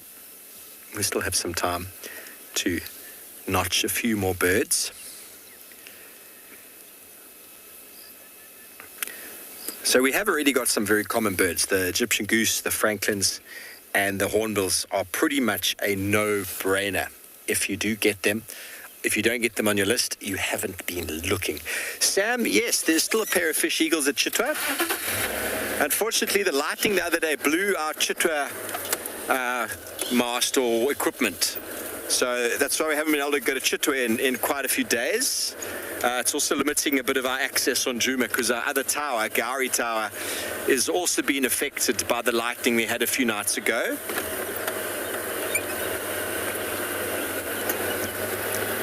So I don't think we'll be finding you any fish eagles today, but that is, if we went to Chitwa, we'd be able to notch another 20 birds, plus minus. Sweep, sweep, I can hear a wax bill. Sweep, sweep. It's in here somewhere. Okay, well, we're going to try to track down a couple more birds for you while Kyle gets off the vehicle and shows you a track.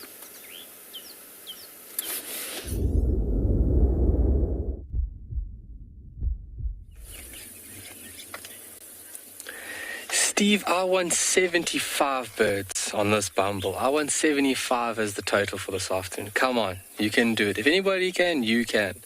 All right, so just before we do go on, I like to have a foundation. It's also how I understand it better as well.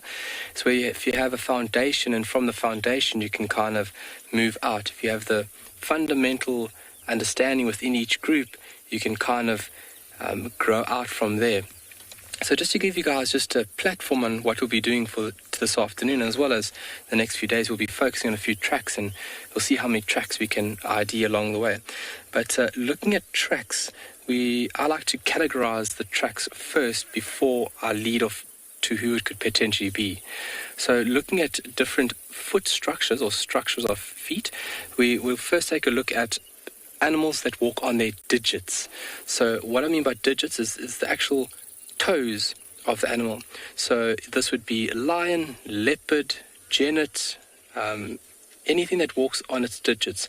Wild dog, hyena, they're all physically walking on the digits. And then within this digit group, we are looking at animals with claws. You can see the little mark there that is representing a claw. And then we are looking at animals without claws. All right, and then with that, we are looking at the lobes. So the bottom end of the track. So if you look at the difference between lion and, for example, hyena, the lobes would vary, and the numbers. So 3, like that would be leopard and lion, and then your canid individuals would be missing that central lobe, having only 2 represented on the track.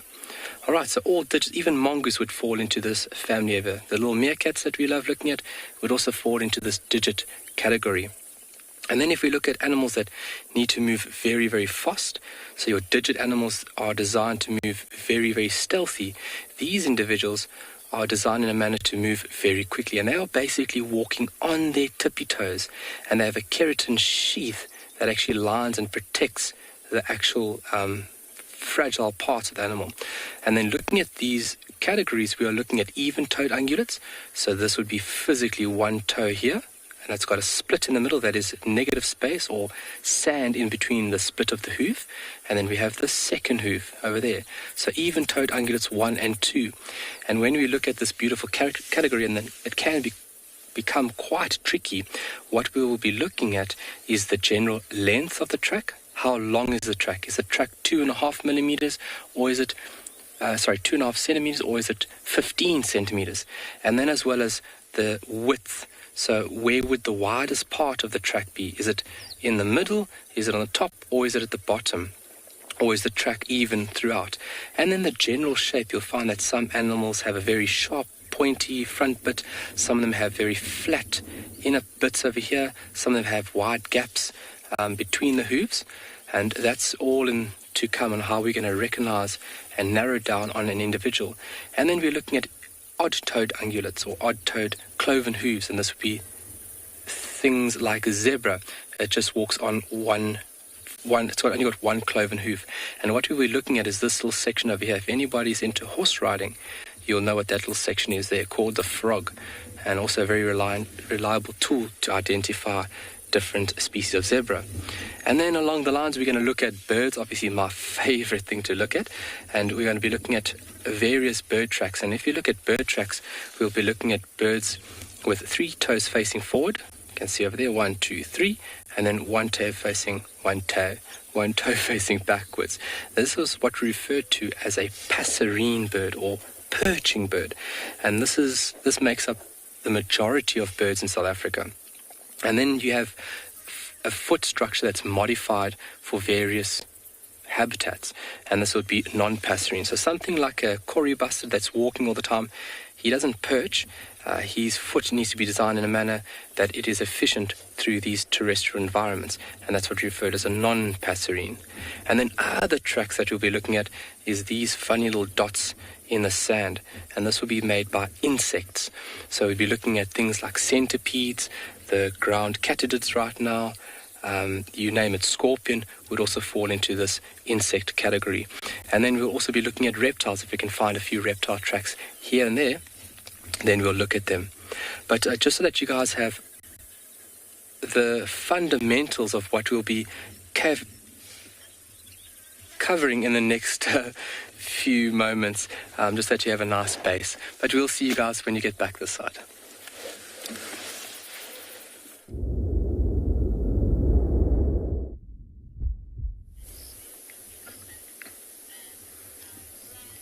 Welcome back, everybody. Now, I've decided to go south this afternoon, trying to see if we can find the rest of the Birmingham Pride or a few of the other members, and we've come across this beautiful elephant cow, a female. She's beautifully big. You can see she's been in the mud at some point today. It's been quite warm. Look at how dark, those dark patches on her ears particularly. She would have almost targeted throwing water on her ears. You see how she's moving through the grass. I mean, this is a fantastic time to be an elephant this time of the year. There's just grass everywhere, long, lush, nutritious grass. See how she's picking it? She kind of swats all the soil and the sand off of it, and then she eats it. And she'll often eat only specific parts of the grass, the nutritious parts at the base of it. She'll kind of pick it up, rip it out, bite that part off, and then drop the not so nutritious part off. Good afternoon, patients. Sorry. And you see there's a young calf at the back there as well. I'm sure it's her calf. It's right next to her. She's also got quite big mammary glands underneath her front legs. I don't know if she's going to show us shortly. They look awfully big for quite an old calf. I was thinking maybe she's pregnant again, but I think her calf might be too young. She's got beautiful tusks. I mean, they're not huge, but they're long enough to really help her when it comes to breaking down trees and breaking down branches. You'll see maybe if she smells a little tuber or something under the ground there as well, she'll use her feet to kind of dig it up and get right to that. She's got an incredibly good sense of smell as well. She'll be able to smell a tuber or a bulb underneath the ground from quite a long way. You see how she's using her leg there? Oh, I thought she was going to try and do that. She might even kind of dig up some soil or some sand. Look how she uses her feet to help her break. That looked like more of a little shrub or a little bush. Yeah, small, young little trees, in fact. And that little one in the back coming through, not venturing too far away from mom. And I mean, that little one, and actually as we've been sitting here, quite a few more elephants have started to come out of the bushes. I was wondering why this older calf and the mom were on her own. Wonder, how much does a full-grown elephant weigh? It'll depend on male and female. A really big male elephant might be 6 or 7 tons. This female might be 3.5, 4 tons, if maybe 4 is a bit much. But you see how she's almost kind of made the decision to move. I'm sure she's the matriarch of this small group. I can only see 4 of them.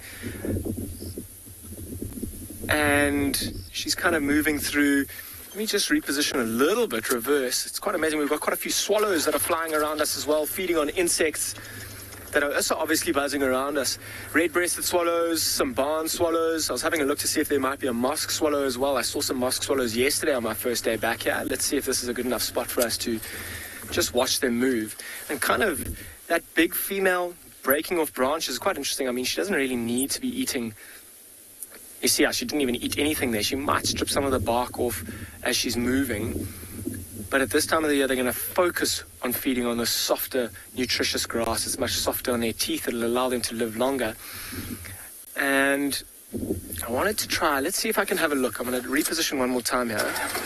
See if we can have a look at that youngest one. That little calf is just starting to grow its tusks. And I mean, mom, the female looks like she's got huge mammary glands. Almost looks like it's quite painful. It's like super full. But that young calf, at the age that it is, with the tusks starting to grow, you'll see when it tries to start to suckle, and it may be weaned at about 5 to 6 years, sometimes as long as that, but often by that time they've got quite well-developed tusks.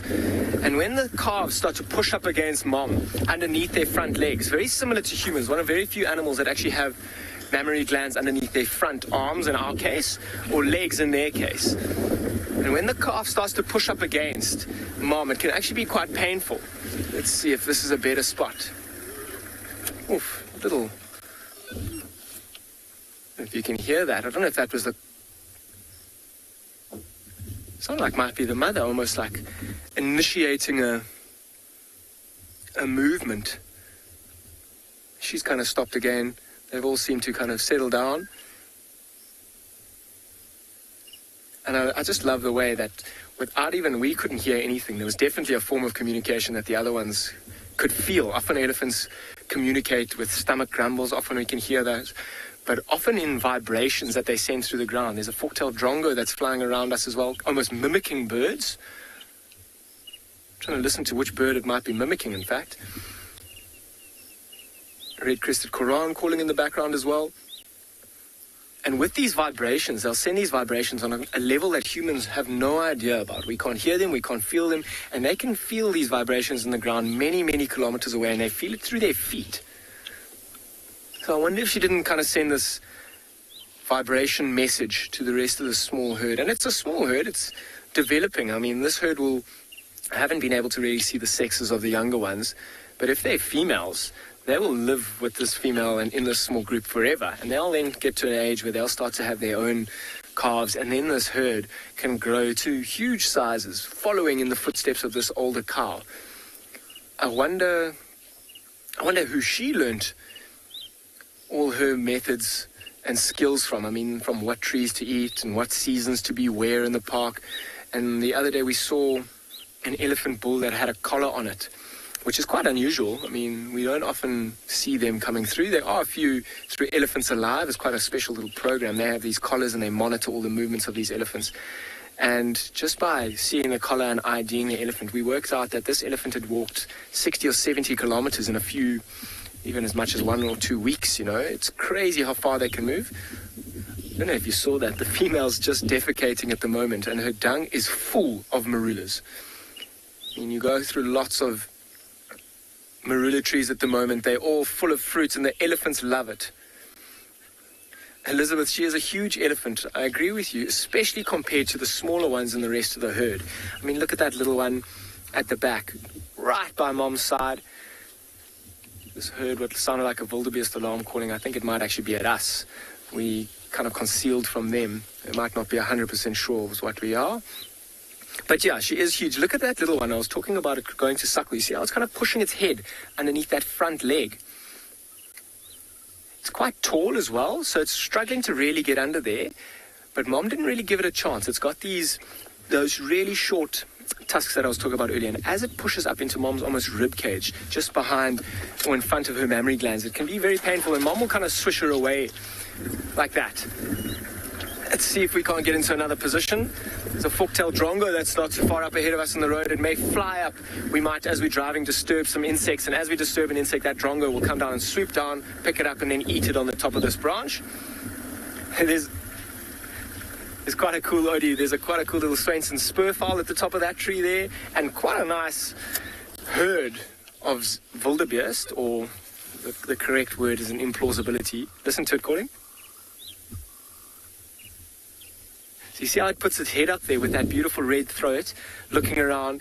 They can often shout incredibly loudly from that position. Just watching, it's quite a...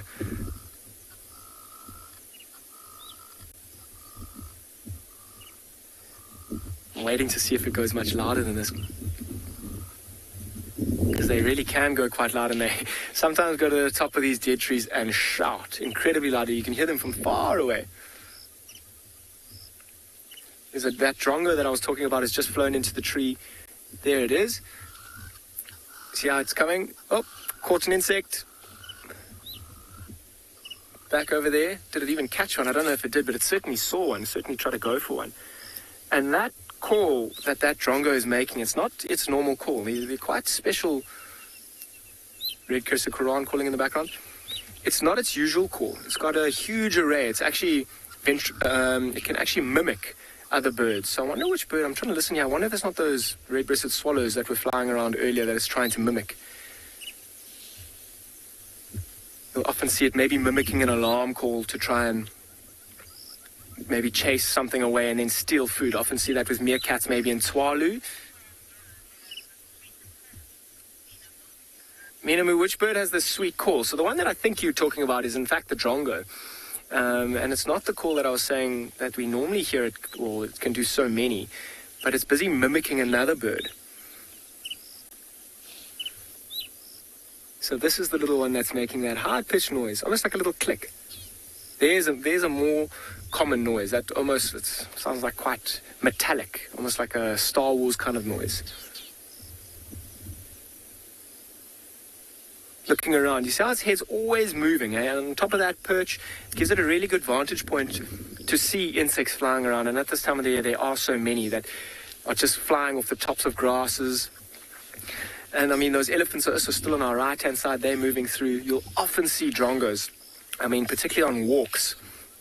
Elephants walk incredibly quietly for such a big animal. I mean, you will be absolutely shocked, or you can barely hear them now. The only thing you can really hear is them kind of brushing past branches, or sometimes if they're breaking a branch, you can hear them. But if you see a fork-tailed drongo, like the one that we saw now, maybe perched at the top of a tree, swooping down, it can often bring your attention towards bigger animals, such as elephants. I mean, because as they move through the grass, they disturb the insects, and that'll allow this drongo to get that, whatever it is that's flying or jumping off of the grass that the elephant has disturbed. So, I mean, have a look, Odie, if you zoom in on that big female, can you see on the side of her head, it's almost like that dark line just behind her eye. Kind of, I mean, people always think that males are the only ones that get these black kind of sweat from their temporal glands. And when they're in must, people particularly think that's a really good way to look for must. And it is a good way to look for must. But as you can see in this female, she's certainly not in must, but she might be having quite high stress levels, and that'll cause her temporal glands to sweat like that. Look at a mouthful of grass. Okay, as she moves out of picture, and I'm going to let these birds carry on going, I'm going to carry on with a search for the rest of the Birmingham Pride down in the south of our property. I had a weird feeling about cheetah this afternoon. Maybe I'm asking for too much, but in the meantime, I'm going to send you somewhere else.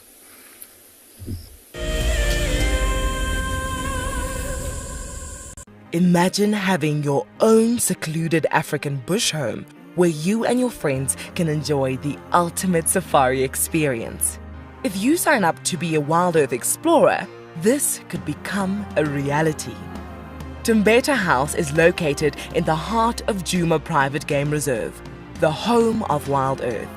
You could win a chance to stay at this intimate wilderness retreat, offering you the rare and highly sought-after privilege of your own home in the bush. The prize includes 3 nights for 6 people and includes daily game drives, a chance to see the WildEarth camp, and have dinner with one of our guides. Sign up to be a WildEarth explorer before the end of February 2021, and you could be heading to Djuma, the place that we call home. Available dates are limited, so terms and conditions apply. Hi, my name is Tristan Dix, and I am a guide here at Djuma Private Game Reserve for WildEarth. We love connecting you to the African bush, and we always look forward to all of your questions. If you want to ask a question on WildEarth, you'll need to register on the website. Once registered, go to our live safari page and submit a question below the live feed. Catch up with me on WildEarth.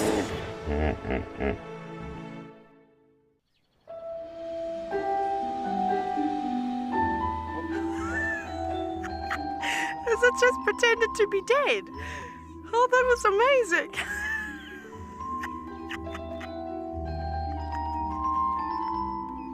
I can't. How do I? It's like that is hands down the coolest. Expect the unexpected here on WildEarth daily. What makes andBeyond Phinda Private Game Reserve so special is our massive array of habitats. And with that comes, of course, a beautiful diversity of landscapes, but also an incredible biodiversity in terms of plants, bird life and animal life, as well as, of course, our conservation success stories with cheetah, with rhinos, now with pangolins too. Catch up with the guides daily here on WildEarth.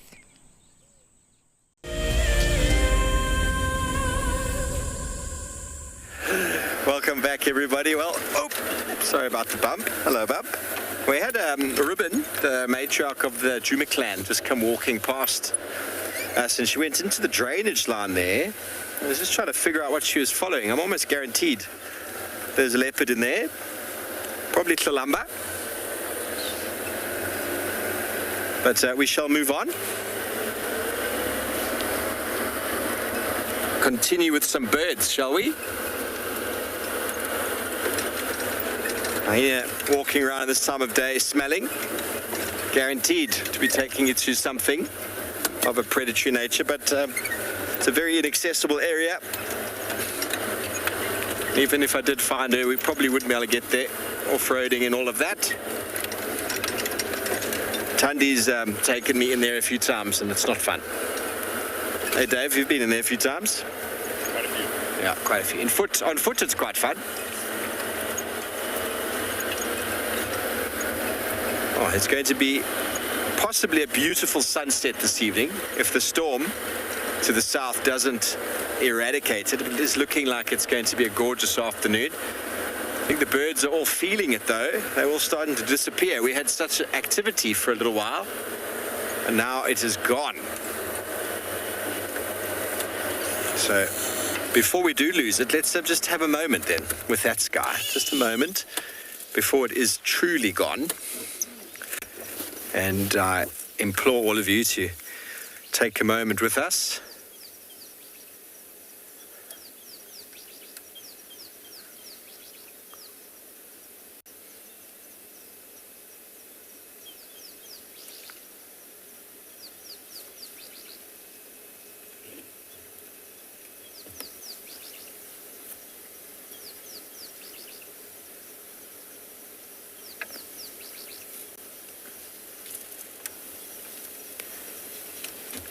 We have a woodpecker.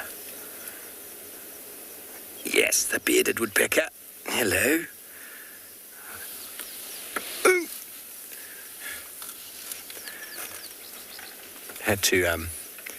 Had to show that to you in our little moment there. Bearded woodpeckers. Definitely one of the more common of the woodpeckers we see around, but we don't often get woodpeckers on camera. But I'll hold off my speaking now so that you can enjoy this beautiful, beautiful afternoon.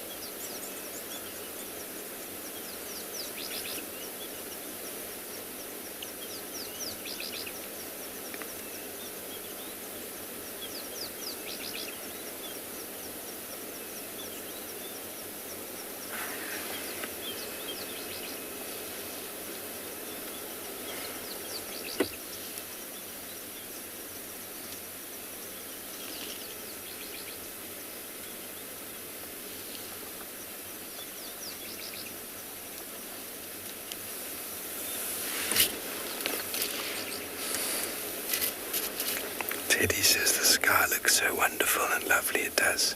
I think Dave has heard something off to the right. I don't know if we're going to get him, but it's the woodpecker. Can I go back?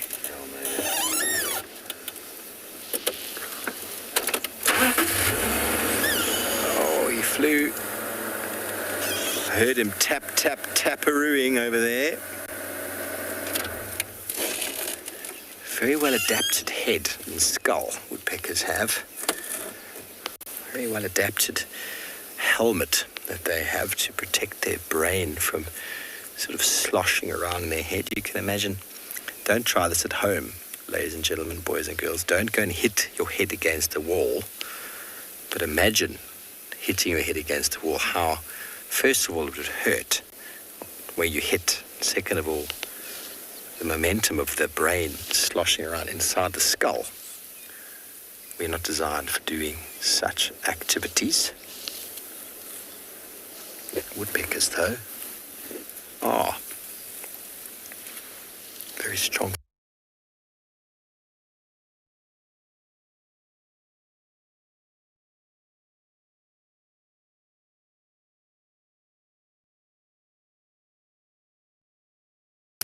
And then their tongue. Reference. All right, welcome back. So just to get things started, I've got my little field guide book there for size reference, because it's got a beautiful little ruler on the left-hand side, and one can see the total length of this lovely track. So we're looking at this track right over here. There's one track over there, and then there's another one over here.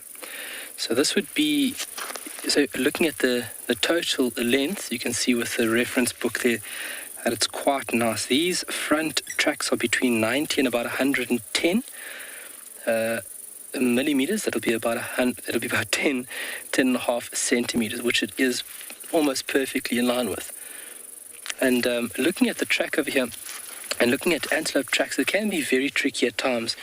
So what we're going to be looking at is the shape, or the apex of the track itself, so this front part over here. We're going to be looking at the margins edge. We're going to be looking at this section over here in the tracks. All these features, all these points are valuable tools to recognize and categorize a track and obviously find the culprit. So, for example, if you look at this track, you're going to see it's a very pointy apex. You can see it's very pointy in the front over there. The track hooves, the actual toes themselves, you can see this fine line over here. These toes are sitting very close to one another. And then if you look very closely, the soil doesn't do it great here, but this section is very, very flat. And you'd find these antelope are walking in soft sediment all the time, and having these flat lobes, or these flat sections within the track, enables the animal to support its weight over a surface. And this obviously supports it in these sandy environments. So we're looking at the length, about 90 odd centimeters to about 110 or 115 millimeters. And then as well as that sharp pointy bit The front would be larger than that of the back. If you take a look at it, obviously the weight of the animal is carried on the front. The horns, the big neck and the shoulders, the front needs to bear the load, and obviously you would have a larger set in the front than that of the back. The back is just the hindquarters, so obviously not a lot of weight. And when we're looking at tracks like this, the most important thing is to have the sun in a position where it is casting a great shadow, or majority of the track is being displayed, or it's visually pleasing, or better than that if you were looking from the other side. So over here now where Morgan is, you can see the shadows that have been cast on this track. It's just perfect to identify the track. This would be the track of an oryx gazella. It's a very, very distinctive track within this area. The only other track one could get mixed up with is that of red hartebeest. And red hartebeest would be slightly smaller in actual length itself, and then as well as the gap at the back would be wider. So this section over here between the two toes, this would have quite a nice gap in between the left and the right toe. But very nice track to start off with. And what we'll do is we'll look at these tracks in different substratum. So looking at them here in this sandy, you can see the quartz. Look at the quartz grains over here. Very distinctive.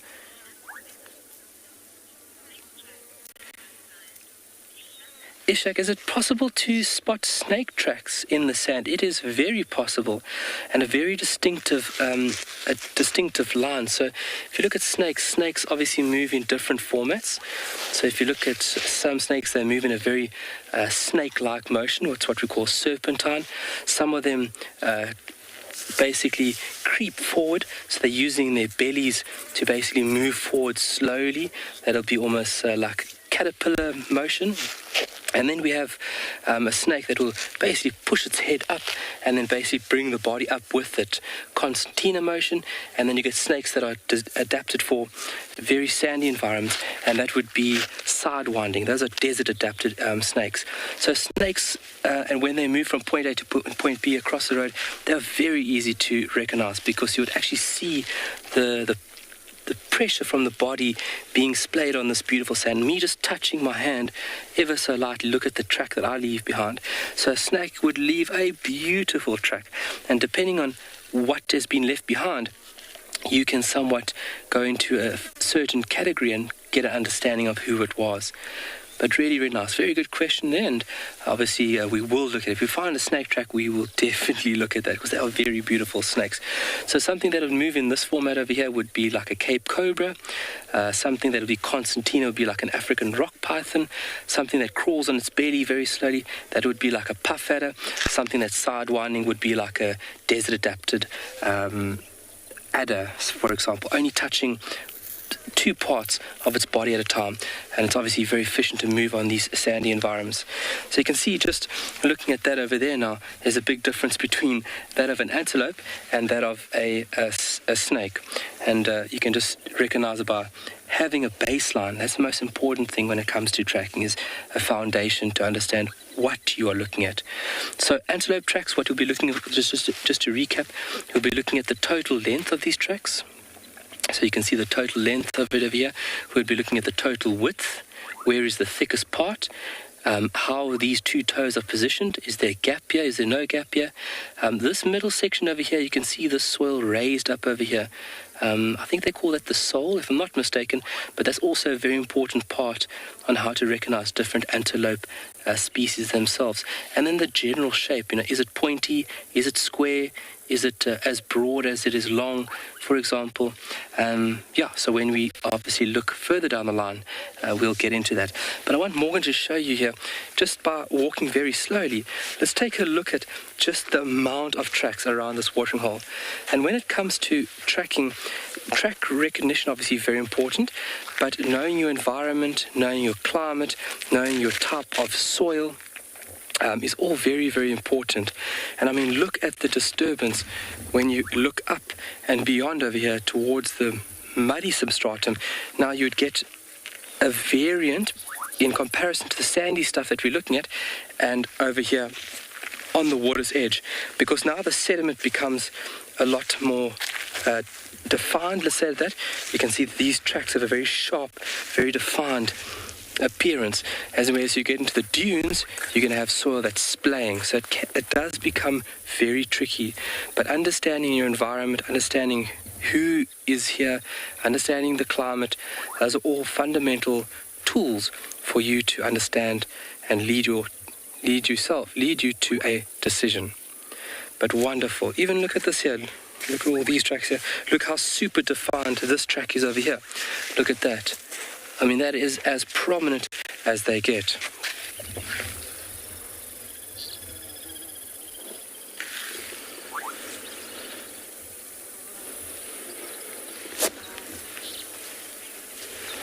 But we're going to look for some more tracks over here to get things going, but we're going to send you over to Lauren for a little bit.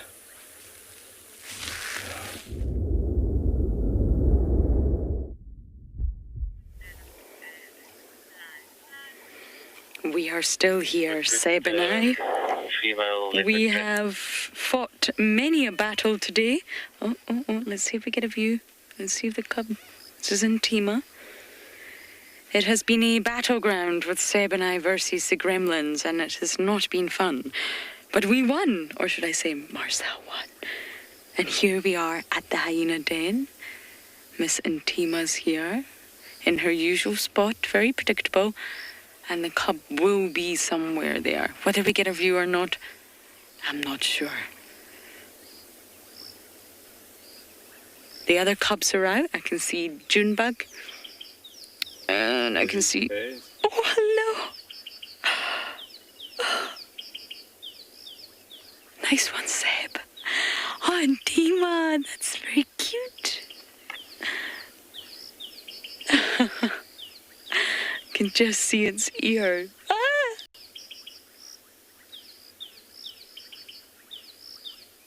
We can see you.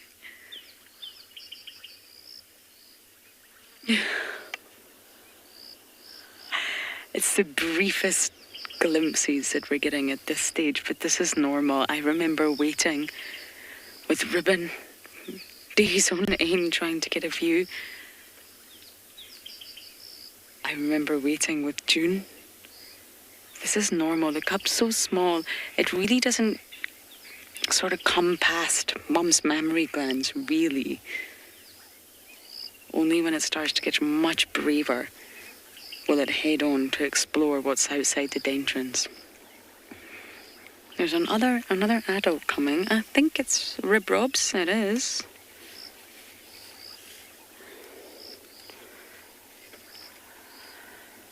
Oh, this is sweet. This is very sweet. You know what I mean by sweet, in the hyena way.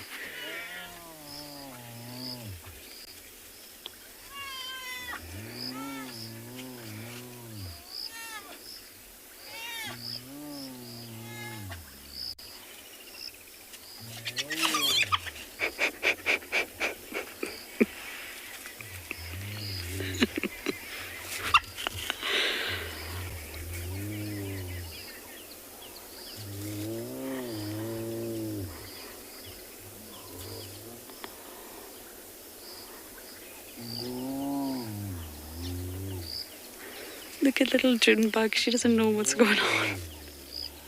This is very sweet, everyone. Everybody's coming.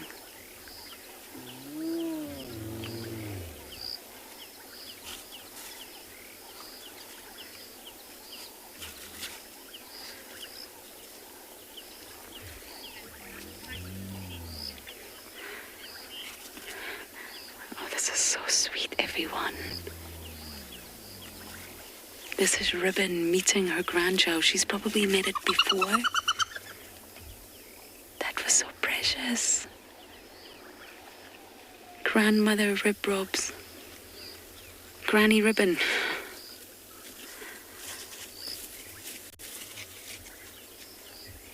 Oh. So that was a matriarch Ribbon. And of course, as many of you do know, Ntima's her daughter. So that tiny little cub that we're just getting the briefest glimpse of is the grandchild. Oh, that was so lovely.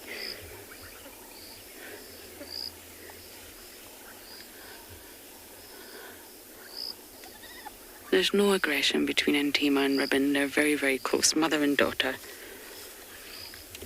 What you just witnessed there, as bizarre as it looked, it's just excitement, it's happiness, it's trust.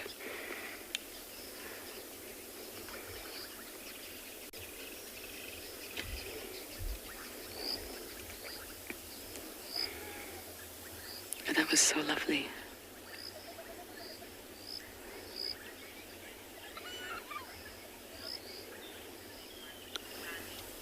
Bunny, that was Corky's little one that just fell. So did you see a cub getting very, very excited to the point that it fell? That's Corky's little one. We'll put her on when we see her again.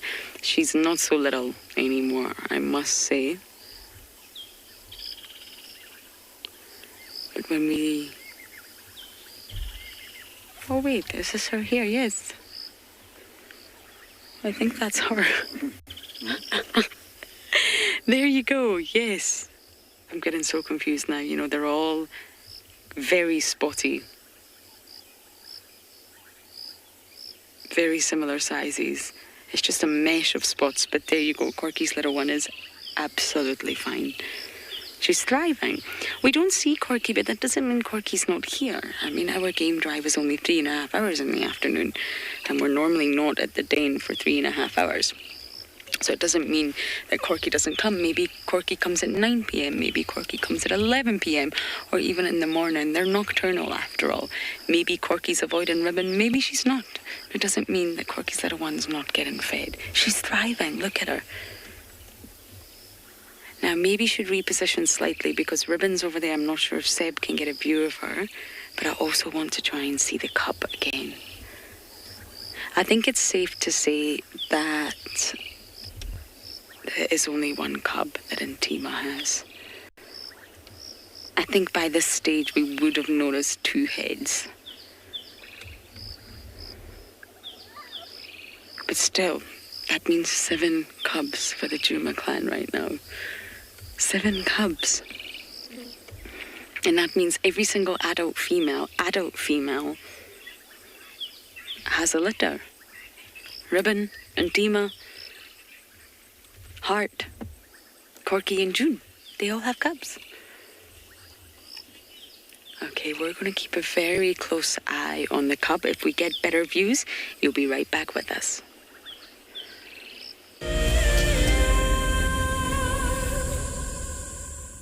When on safari, there's nothing better than an evening spent under the stars chatting around a fire, with the sounds of the wild all around you. If you sign up to be a WildEarth explorer, you can build your own memories by joining our guides for regular fireside chats. Subscription payments can be made by PayPal, credit card, and now bank transfer. WildEarth Explorers, it's in your nature. I'm Nikki here at andBeyond in Ngala in South Africa. I love getting questions from viewers about all the small things within the environment and how it all is integrated with one another. If you want to ask me any questions, please simply register with the WildEarth website, head across to the Live Safari page, and then post your questions there. I'm looking forward to chatting to you on my next WildEarth drive.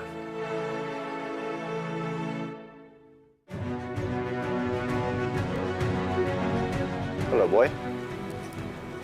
You are a monster. And he's coming right up to us. Hello, boy. Oh, settle down. Settle down. He is very, very close. He's pushing his trunk against the car. You can feel the car moving. Hey, hey, hey, hey. Stop that. Expect the unexpected here on WildEarth daily. Hi, I'm Kyle, and I come to you live every day here from Tswalu Kalahari in South Africa. My favorite bird has to be the social weaver. The enormous nest that they create, their survival tactics to inhabit these harsh and unforgiving environments, and as well as their complex social arrangements is truly remarkable. And the interconnectedness with the ecosystem shows us that we are too.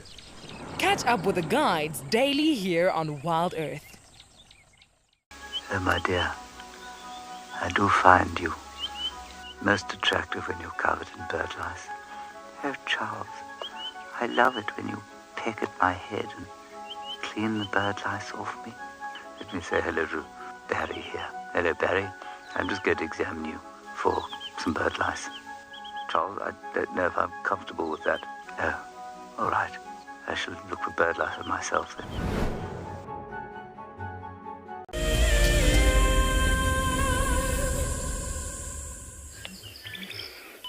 We still haven't had any views, but that's okay. Patience is key when it comes to the hyenas. Well, when it comes to the cubs anyway. Now, I mentioned this morning that we were going to go through the clan. I know some of you are more familiar with it than I, and that's absolutely fine. But some of you I also know are relatively new to the clan, or you're just learning the clan. So once the cub activity dies down a bit here, I'm going to run through the Djuma clan for you all.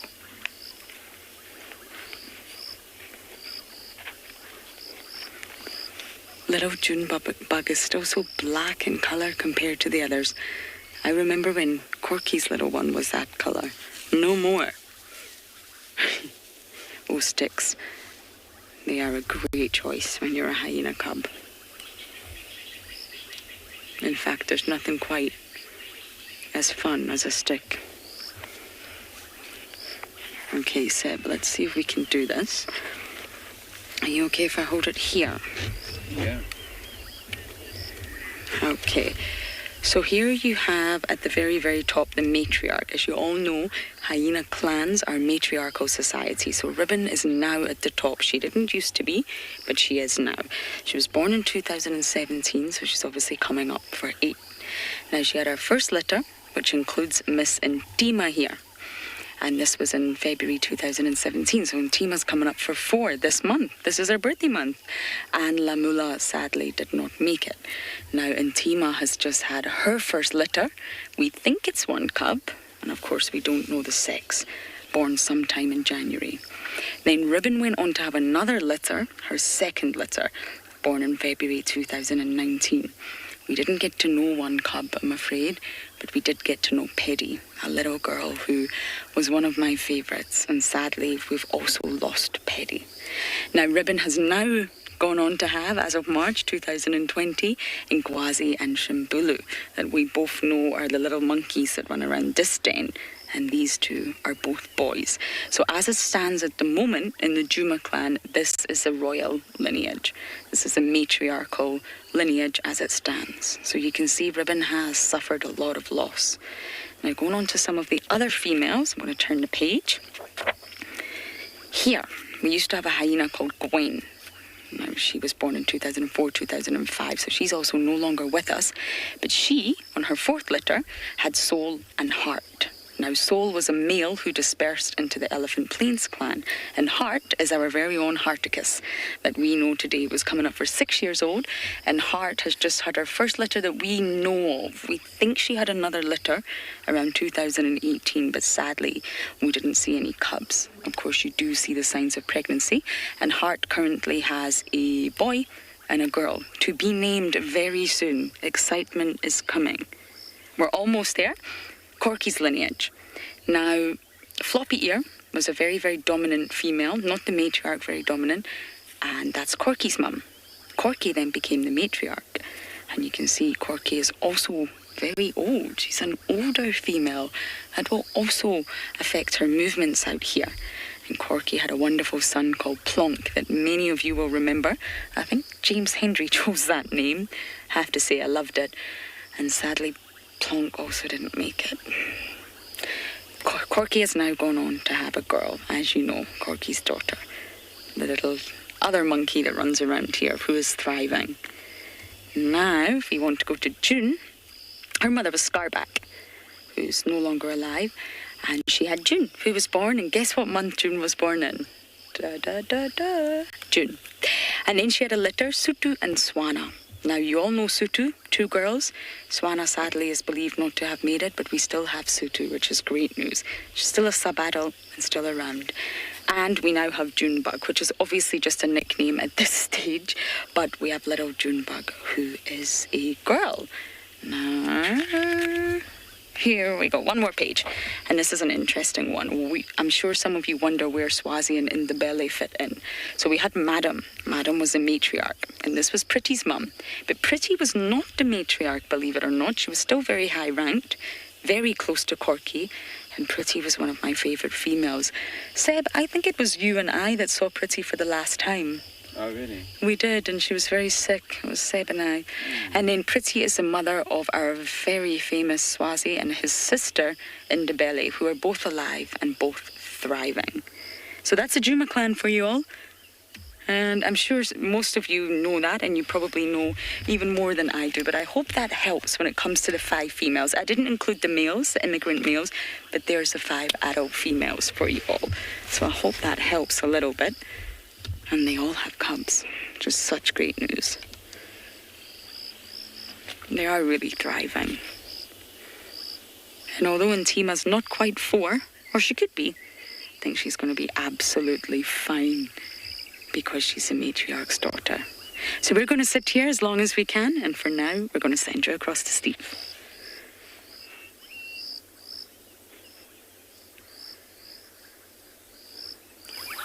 Welcome back, everybody.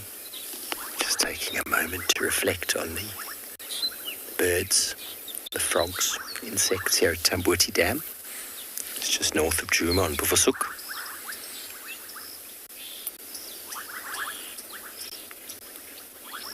I'm going to be quiet for a moment to allow you to hear all the noises.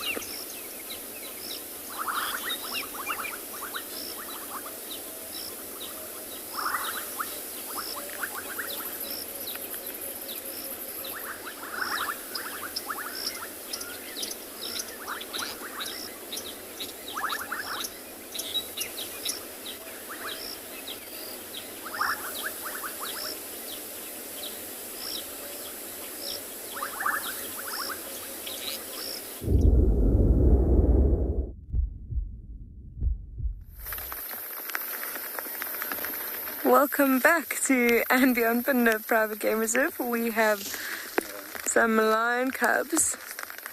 We've actually got a whole pride of lions right around us. They've just walked past our vehicle, so I'm gonna just slowly turn around and see if we can get them from another angle here.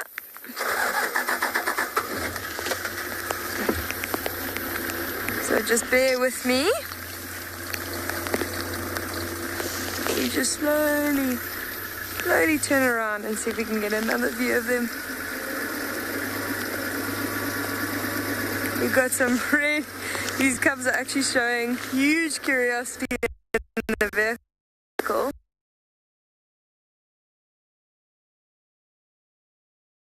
Actually showing huge curiosity in the vehicle. Can you get them from there? Sorry, apparently our signal is not doing too great.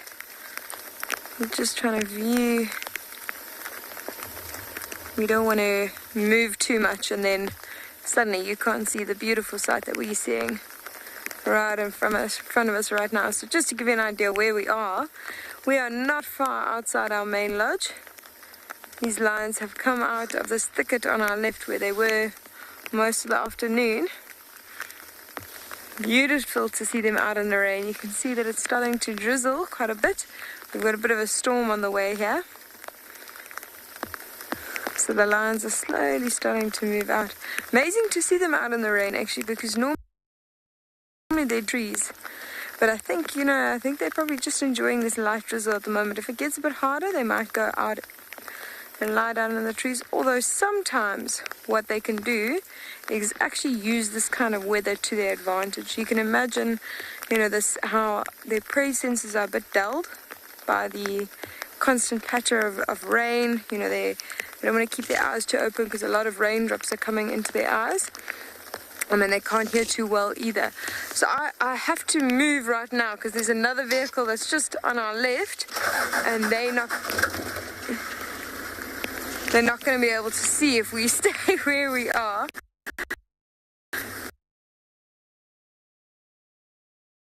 To another.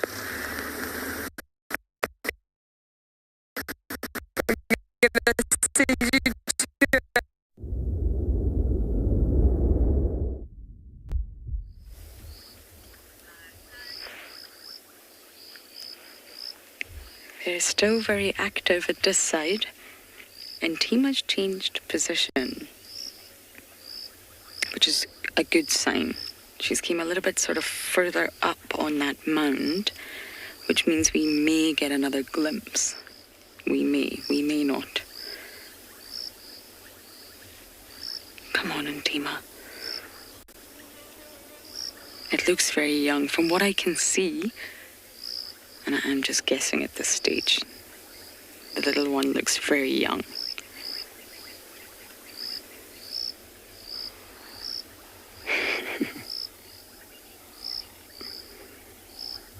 Oh, if only we could see through that mound. She's grooming it.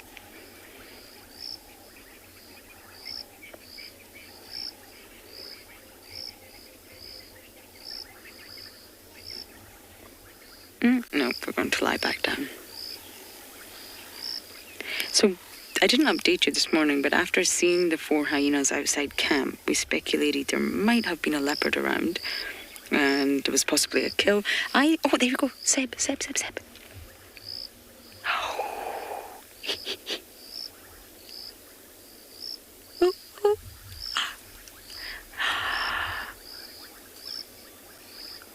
Oh my goodness, everyone.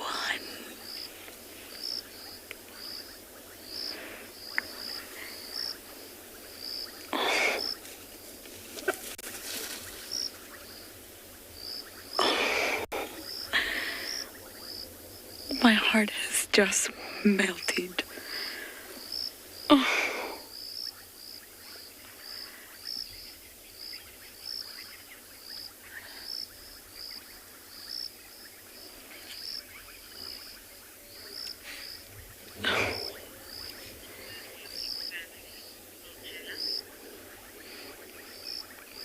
Berchella, you're saying what a good-looking family.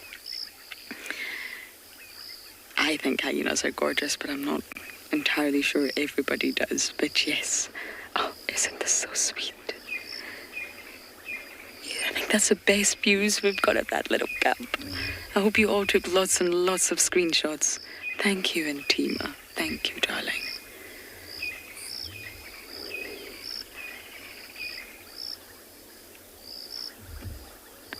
I think hyenas are absolutely gorgeous, I really do. But beauty is in the eye of the beholder, I guess.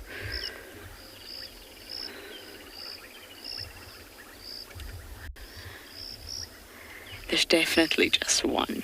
I think we would have seen another little head by now. But that's maybe better for Ntima as a first-time mother.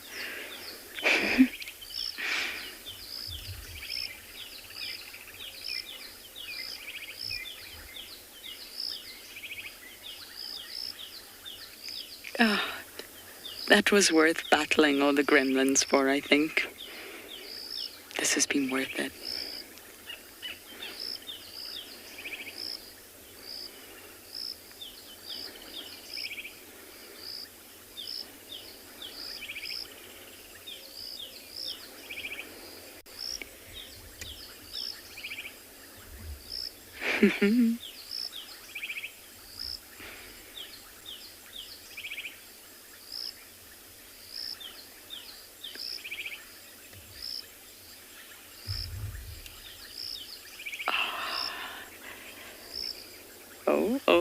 Oh, someone's getting a little bit brave.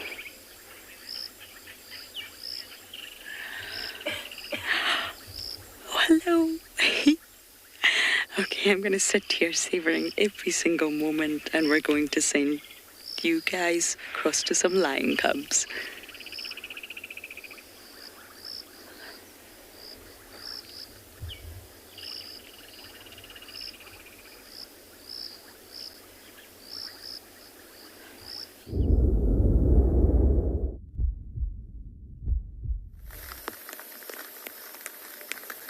Welcome back. Sorry about that little turning around we had to do a little bit earlier, but as you can see, we've got a nice view of these lions right now. It's stunning to see they're all starting to get moving again. It's great. You just saw that one give a bit of a yawn, and then we look further to the back right. We've got a lovely view of the one lioness. She's busy licking her paw there. And one of the male cubs that she's also licking. Now, as I said earlier, it's drizzling quite a bit here. You can imagine there's quite a bit of water that's collected on their fur.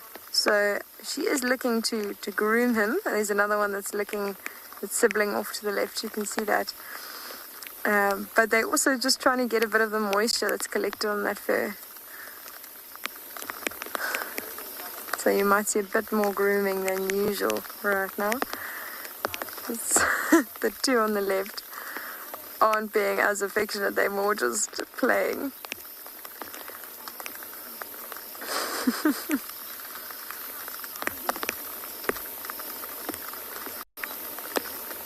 So sweet. You can see that one lioness is really starting to groom herself properly now. That's a sign that they're going to get up and move.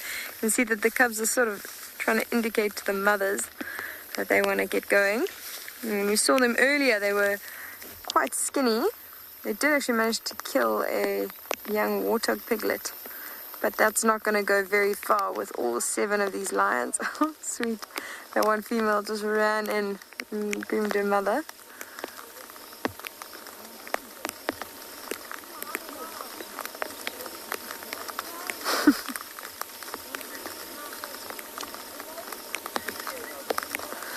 Sorry, FC, I'm struggling to hear your comments. I think I heard a question saying, how old are they? So I'm just going to answer that. Now, these cubs were born around January of last year. So, yeah, sorry, FC, I'm not copying your comms at all. These cubs are a year old. Oh, they look cold. Thanks, Simon. No, look, you know what? It's still not that cold around here. Look, I think obviously the moisture of the light drizzle has probably made them a little bit more cold than usual, but they've still got that really nice thick coat. And I think if they were very cold, they might, be even more closer together. You can see when they're really cold, they'll huddle up in a very small sort of area and have all that body heat radiating off one another. Of course, that's not the only reason why you see them huddled up really closely. It's one of the ways that they keep the social bonds really strong between the prides. So I think what we'll do is we're probably going to leave these lines. Seems like the weather's getting a little bit worse here. So what we're going to do is send you over to Steve, who's having a look for some birds right now.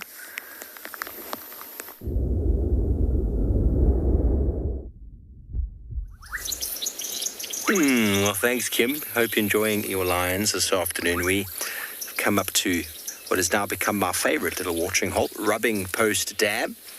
And indeed, we've found another lesser moorhen. I'm not going to lie and tell you I'm not excited. I'm super excited to see them. Dave was asking me, what am I looking for? That's what you're looking for. So we've seen them a few times now, so we know that they are in place. And it wouldn't be a birding afternoon without getting ourselves a lesser moorhen.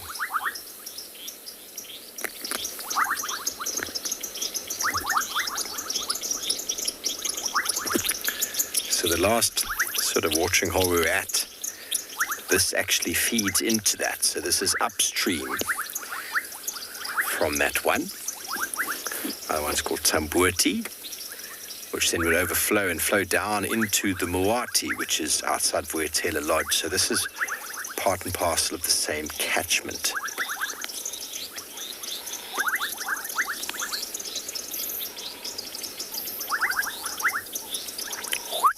The bubbling casinas are definitely the loudest of the frogs out and about at the moment.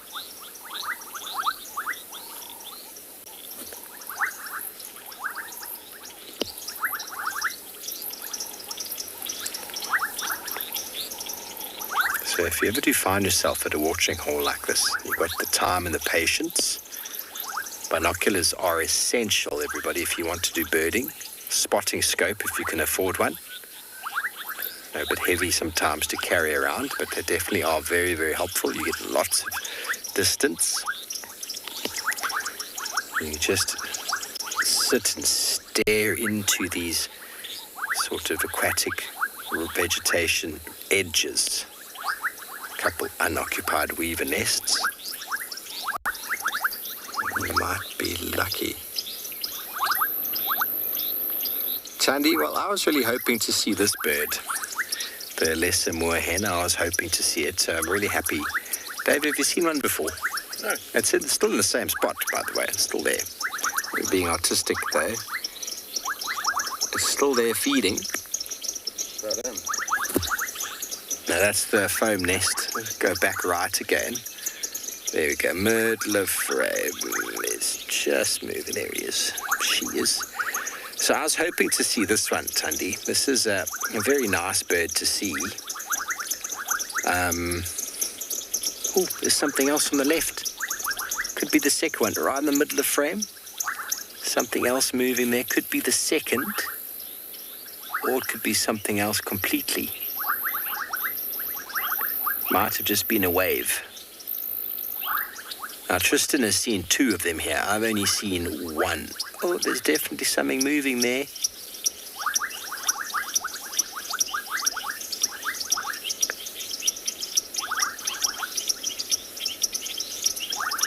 Sifting through the foliage, looking for insects.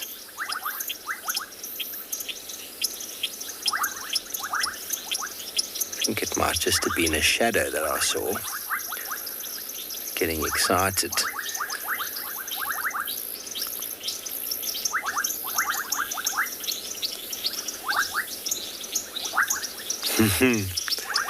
Hello, Kylie, age 4. I don't know if there are any snakes in this water. There could be.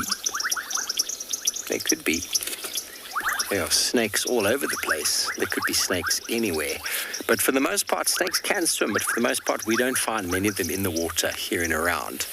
But you hear all the frogs calling. Snakes love frogs. So there will be lots of snakes moving about, pythons and puff adders and cobras, searching for these frogs this time of year. Lots of frogs and lots of rats and rodents around, lots of birds' nests. So in these dense, thick vegetated areas, I can assure you There are snakes. Have you seen some, Dave? No. Ooh, nice. Sure, so artistic this afternoon. Many of the snakes that you wouldn't even see, they're so camouflaged. I mean, I had a puff adder on the show the other night and it went off the road and it was gone in a moment.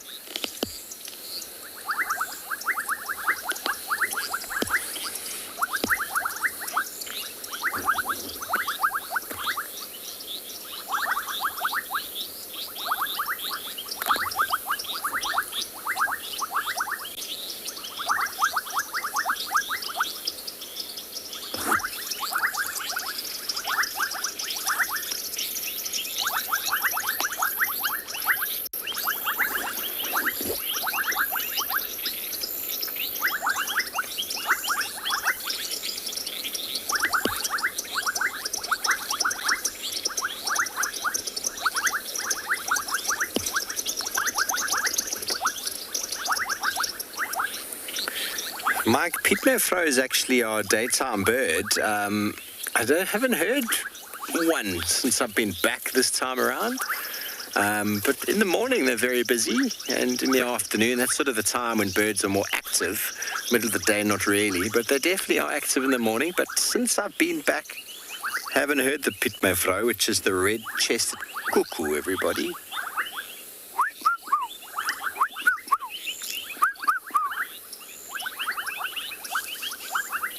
Commonly known as the Pitmevrouw, because it sounds like it says that. And for those of you who don't know what that means, Pit is a very common Afrikaans name, and Mevrouw is my wife. So a very strange sentence. Pit, my wife. But it sort of sounds like what the bird is saying. And Afrikaans language is so great in their description of birds' calls, and in many, many descriptive ways. It sounds like a Pitmevrouw, so that's what it's called. And the go-away bird is called a quay, called the quay fool, the quay bird, because it sounds like a quay, doesn't it, Davy? Quay bird. So I haven't heard any. The cuckoos are starting to get a little bit quieter. The Deirdre's the only one I'm really hearing. And every now and again, the black cuckoo. And I did hear the African a couple times, but we're getting on into the season. It's possible that the cuckoos have decided it's time to just bulk up their food rather than lay eggs. And in the next few weeks or month or so, they'll be heading back up north. I really saw a Deirdre's cuckoo youngster fledging yesterday, jump around in the vegetation.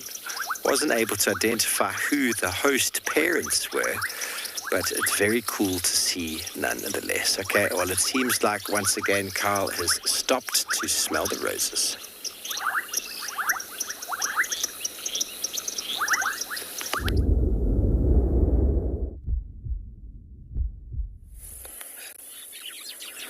All right, and stopping to smell, just the abundance is prolific.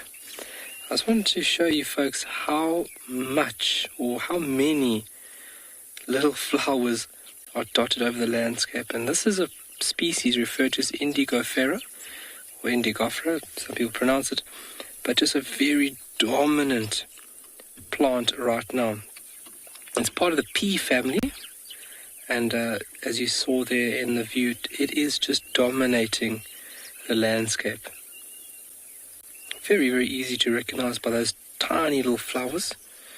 It's an annual mat-forming plant. And a very beautiful and unique little flower. Very complicated little flower, to be honest. And this is obviously typically the flowering period for this little plant. Spring to summer, or spring to autumn actually, if I'm not mistaken. Spring to autumn, yes, would be its flowering period. And the landscape is just covered with these tiny, beautiful little flowers. You can see all the insects buzzing in and out.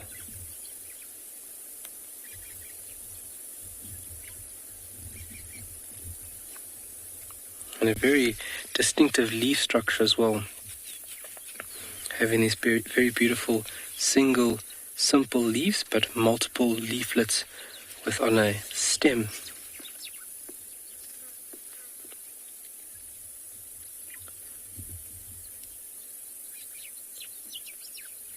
And if that plant is not successful, I don't know what is.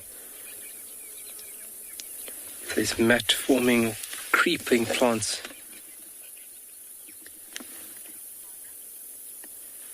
I think it was R2. Do we get invasive species like lantana? We do have a natural occurring lantana species on Tswalu, but yes, there have been some invasive species on Tswalu, but our management teams or the wildlife department would have tackled that very quickly. When we get up in the north, we'll take a look at a species that was planted here back in the day by farmers, which would have been planted for their shade properties. And that would be mesquite.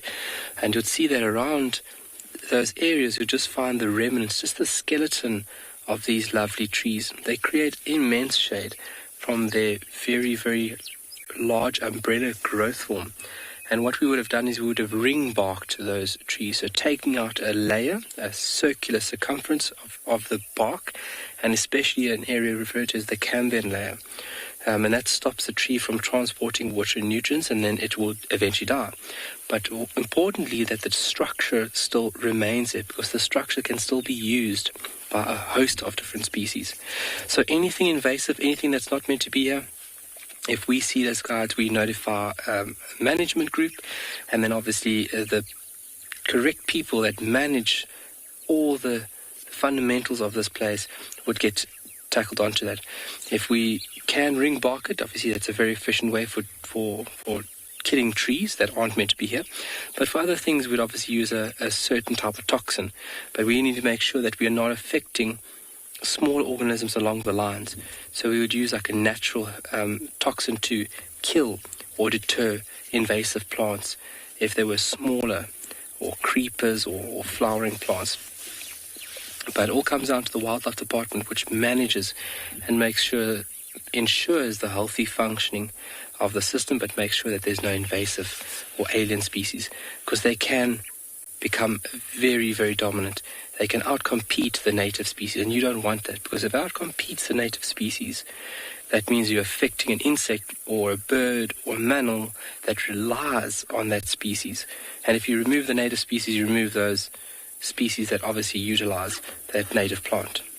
So very, very important that we keep tabs, and that's why you don't leave anything out here. The only thing you leave out here is your footprints. So things like orange peels,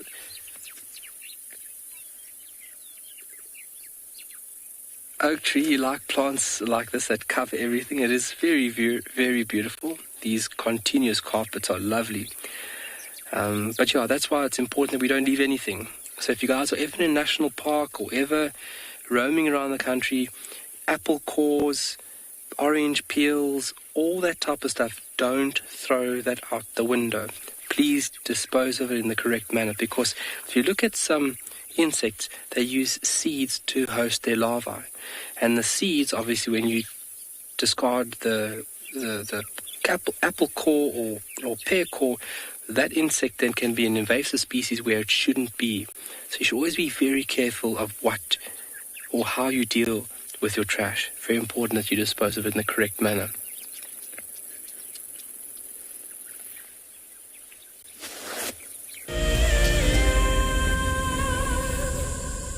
It's no secret that nature can heal. Some of our WildEarth viewers are finding solace in the outdoors close to their homes during lockdown. This is how I keep myself busy during lockdown. Beautiful little jumping spot. I love walking in the open spaces near my home. Provides a moment of peace in a crazy world. This is my fire escape with some of the birds I get to see. That's what it's like in New York City during lockdown. Being in nature helps me to cope with the challenges of life and helps me to be humble and grateful. It's magical watching everything turn into a winter wonderland as the snow softly falls. Been doing lots of walking, dog walking, outside at parks. This is my Ridgeback Drake. Our little slice of paradise is a provincial park called Hopewell Ross. Connecting with nature is critical to stay positive during these tough times. WildEarth encourages you all to find time to escape to nature. My name is Ross and I'm a field guide at andBeyond Phinda Private Game Reserve. I love getting questions from guests on WildEarth because I love sharing and learning information about nature with new people, and it also makes me feel like you're all joining me in real life. If you want to ask a question on WildEarth, then you need to register on our website. Once registered, go to our live safari page and submit your question below our live feed. Guys, just watch what's happening. See, watch the elephants, watch the lions. See, the first ones to run are the cubs. Can you see them? They are right here. I'm not sure how scared you were, but I was quite nervous. But absolutely incredible. Expect the unexpected here on WildEarth daily. My favorite animal is a leopard, purely because I just think they are just the epitome of feline grace and power, and the way they can move about in any environment and remain hidden until they want to be seen, I just find incredibly intoxicating, and they're amazingly beautiful.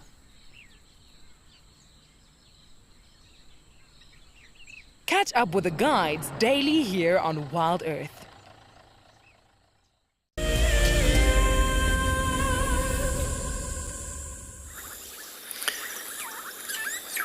To end the evening off with a roosting raptor. Quite easy to identify this fellow by that little tuft on the back of his head. Quite a small beak in relation to a bird of its size. It is one of our Wahlberg's eagles. And a moment before, there was actually a dark chanting goshawk perched in the branches next to him. It was quite interesting to see the size comparison. We talk about the Wahlberg's eagle being the smallest of the eagles, and there was only a slight difference between them. So it goes to show, you see a tawny eagle versus a dark chanting goshawk, and it's actually quite a lot bigger. But this fellow is probably going to spend the night there. Probably quite a productive day on the feeding front. Wahlbergs all seem to have bred or finished breeding. If they were successful or not, it seems as if the time has passed. None of the nests I visited seem to have any activity. They are one of the rare large raptors that comes down to South Africa that breeds in the summer months. Most of our raptors, large raptors that is, breeds in the winter months. Obviously the Wahlbergs can do that because there's far less competition. So much food available at the moment, and some sandgrass just flew in underneath him. I wonder if that's what he's waiting for. Sandgrass just flew into the pan or puddle underneath, but he doesn't seem to be too concerned. Lena, for the afternoon, I didn't actually count because I was driving, and I reckon we're on about 32, somewhere around there. But I'm waiting for one of our auspicious judges out there that always keep a tally for us. It's the best way to learn birds, everybody. It's what I told my students when we used to go out on any activity, is I'd say to them, keep a bird list every single activity. And if you do that, you get very good at birding if you keep a list of the birds, and you learn very quickly the common ones that you start picking up very quickly by sound and by sight. And so it's a very important and very good practical aspect. Even very well-known birders that I know, they still keep bird lists when they go on walks. If ever I go to a new area, or even if I spend, like say I go on a trip, say Dave and I went to the Kruger next week, I would keep a list of what we see in that trip. that day or that trip, because it's actually fun. And many of the bird apps you get these days actually allow you to do so, to keep the list on the phone. You don't have to write it down, which makes it quite easy. And it's nice to compare. I've got lists dating back some time. Unfortunately, when you get new phones, sometimes the lists don't save properly. So you've always got to remember to export them correctly, otherwise you lose past data. But I reckon we'll ask the judges, though, on about 31 birds on camera today. Dave, what do you reckon? Somewhere around there? It's not that many. To be honest, to get them on camera is the tricky part, everybody. We've seen a lot of birds, a lot more than we've got on camera. We've seen more than 50, easily more than 60 birds we've seen. But to get them all on camera is sometimes not that easy. If we did 3 hours, 3.5 hours solo, just myself and Dave on the camera, we'd be able to get you 70 birds quite easily. Do you remember that afternoon? We got, 60, 70 that time, eh? There was just two of us, 2 feeds. So much easier when there's no one else showing us butterflies and lions and the like. But anyway, we thoroughly love being out here with the birds nonetheless, and Kyle thoroughly loves being out with his insects.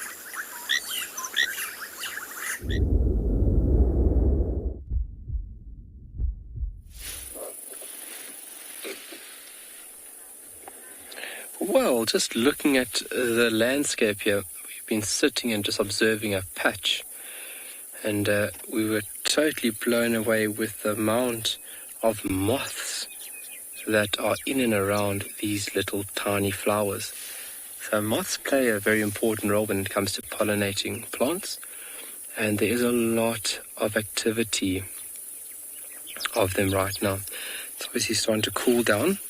And I said yesterday that would be somewhat of a defining factor between butterflies and moths, but like I mentioned, that you do get some moths that fly early afternoon, and you do actually get some moths that fly in the day. But there's a lot of activity, and we are coming to the onset of dusk, and this is where these species now are going to work.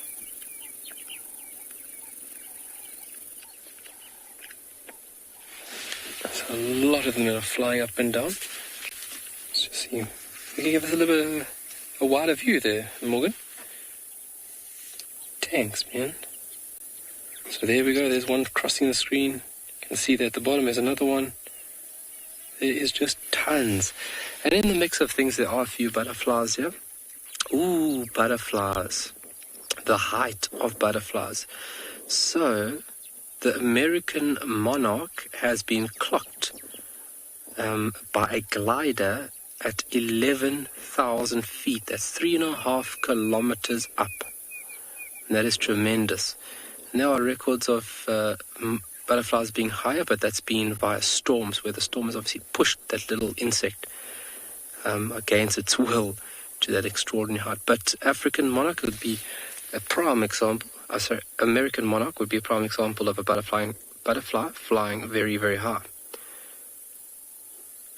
And when we're talking about disposing your organic matter, I was just using apples as an example. If you look at South Africa, we do import a lot of things from abroad. And with those items, you can have sneaky little parcels within your parcel. And that's why I was just mentioning that one should just be very careful when disposing of those natural goods. You think, oh, it's natural, it'll decompose, things will eat it, but you never know what the effect would be. And we won't see it right now, but unfortunately for future generations, they will experience it. And think about even fungus. There's unfortunately a huge problem that we're dealing with now in South Africa, is that some of our oldest trees are being affected by a certain boring insect, which carries a fungus, and the fungus affects the tree. And obviously that boring insect was brought in from abroad, unfortunately. And the terrible thing about this insect and the fungus is that it's affecting native and as well as exotic. And if you look at parts of South Africa, some of our biggest and oldest trees are actually exotic trees. If you look at Pretoria, beautiful roads covered with jacaranda. Some of the largest trees and oldest trees are exotics. And unfortunately that fungus affects all trees. So just be thoughtful when disposing one's natural items, please. So very, very beautiful to sit here and watch all of this activity.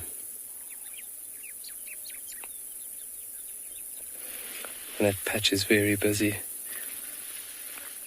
Oopsie, sorry, that's my hand there. So you can see the flight pattern is very, very fast. Minamu, how do plants get their color? Well, if you look at the main photosynthetic pigment, that would be a very, very important part of how plants get their color. And it's actually the color that they are reflecting, or they don't actually use. It's the color that is not used in the process of photosynthesis. Chlorophyll will be the main photosynthetic pigment, and the green is actually a spectrum, a part of the spectrum that they aren't absorbing. And you'd find that within the cells, in the chloroplasts, you'd find also green, beautiful pigment. And obviously that green comes in a variety of different colors. And if you go into other plants, other forms of plants, if you look at the ocean, you get plants that are red, and you get plants that are yellow.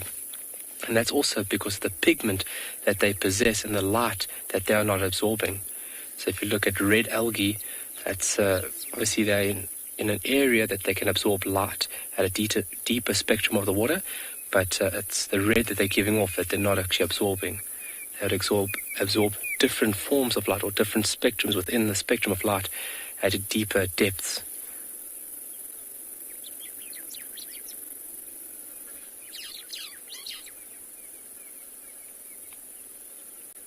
Wonderful. What a beautiful scene we have got going on here. Calming and relaxing.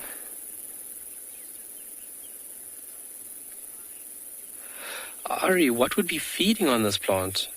So the butterflies and moths are definitely going after nectar, and they'll be picking up pollen along the way. I don't doubt that maybe some hoofed ungulates, like a springbok or steenbok, would definitely take a little nibble on these little indigofera plants.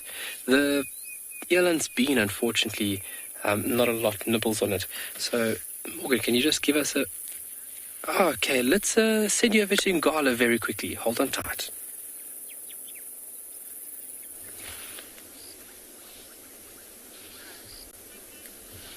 Okay, welcome back to andBeyond and Ngala, everybody. We spent the whole afternoon looking for the Birmingham Pride, and I've just decided to come back to where we left those ones earlier, and the one lioness has just run off and caught something. I don't know, it looks like maybe an impala lamb, so just bear with us for 1 second here. Looks like she's just up ahead there. I just heard the squealing and saw it running off with something in its mouth. Watch your heads. Oh, let me get my spotlight out, that might help. There she is, up ahead. She caught, what is it? Can you see there, Oates?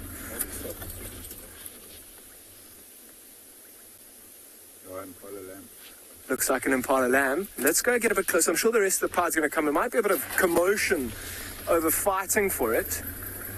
It was amazing. It was just chaos all of a sudden, and then I saw this.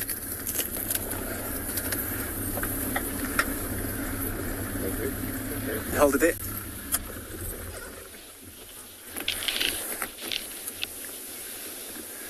Okay, so she's going to try and hide this lamb from the rest of the lions that are right behind her. It sounds like it's dead. I mean, it's quite a small little animal, so even one little bite to the back of the neck, even anywhere along the spine, will kill it. Almost instantly. I can't believe the rest of the lions haven't come running in here. It does look like it's one of the bigger lionesses. So it'll be interesting to see if the rest of them do come through. She may pick it up and try and hide it once more. But an impala lamb is not even going to last 10 minutes with this lioness. Let's see if she doesn't pick it up again.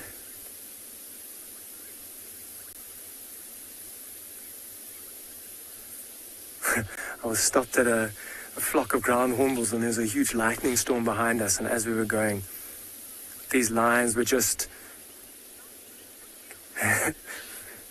On a last-minute kill, it is indeed. I mean, half an hour left in the show, and it's got dark very quickly, and there's some lightning behind us. Maybe later this evening we'll get some rain. I can't believe the other lions haven't come in yet. You can hear that crunching as well. The other lions certainly know what's going on here. I want to see her pick it up. And you'll see with such a small impala, you'll hear the crunching. She'll crush through every bone, the skull, the feet. She'll eat everything.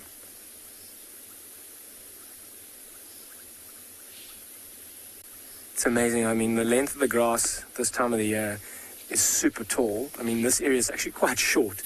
And this lion, sorry, we're just flicking into infrared. It's actually not helping too much. She's completely hidden in the grass.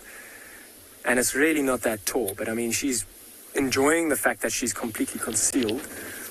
I'm just trying to see if the rest of the lions are coming. No, they're not, eh?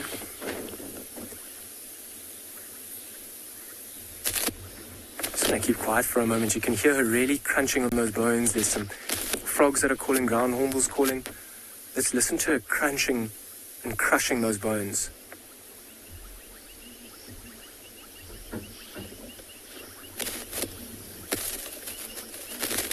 You can hear her even growling every now and then.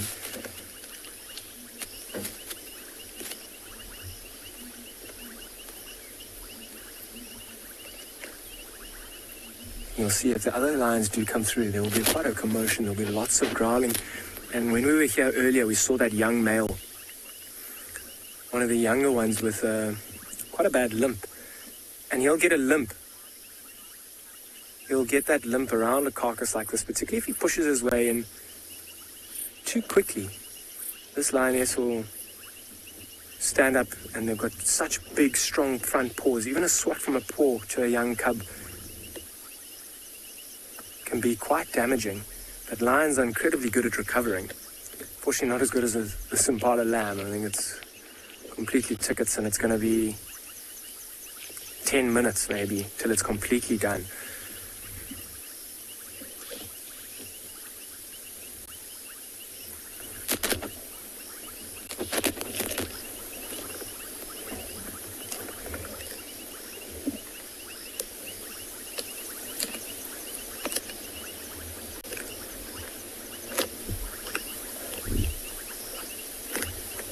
You hear that crunching. She's really getting into some bony part there.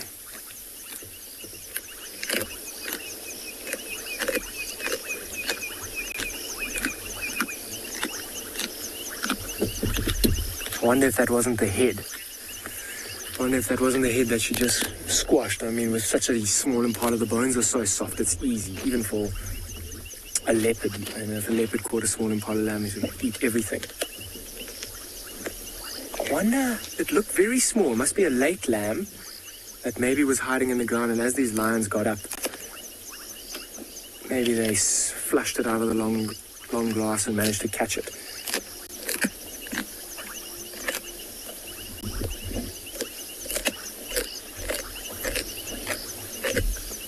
It's amazing how well she's hidden.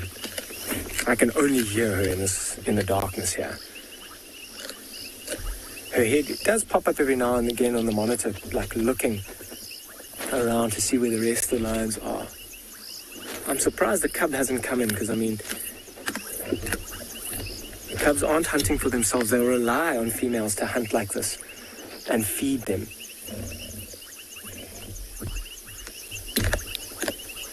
I'm just trying to work out which is going to be the better view. I reckon the infrared, you can just see the ears in the long grass. I wonder if we maybe not... No, I think we're probably in the best spot here. See how hidden she is? I mean, I can't believe it. The grass isn't even that tall here. You drive around the reserve at the moment and the grass is, in some areas, 6 foot tall.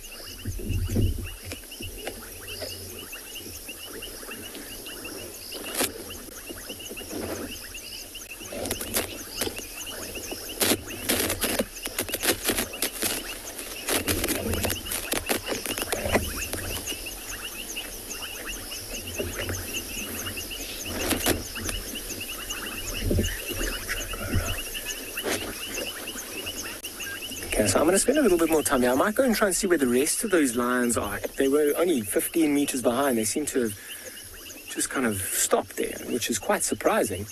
I wonder if maybe they didn't catch another impala lamb, or maybe the mother. Maybe there's another meal that's not too far away. Let's go see if we can't find out. In the meantime, I'm going to send you over to Carl while I try and investigate this little area here.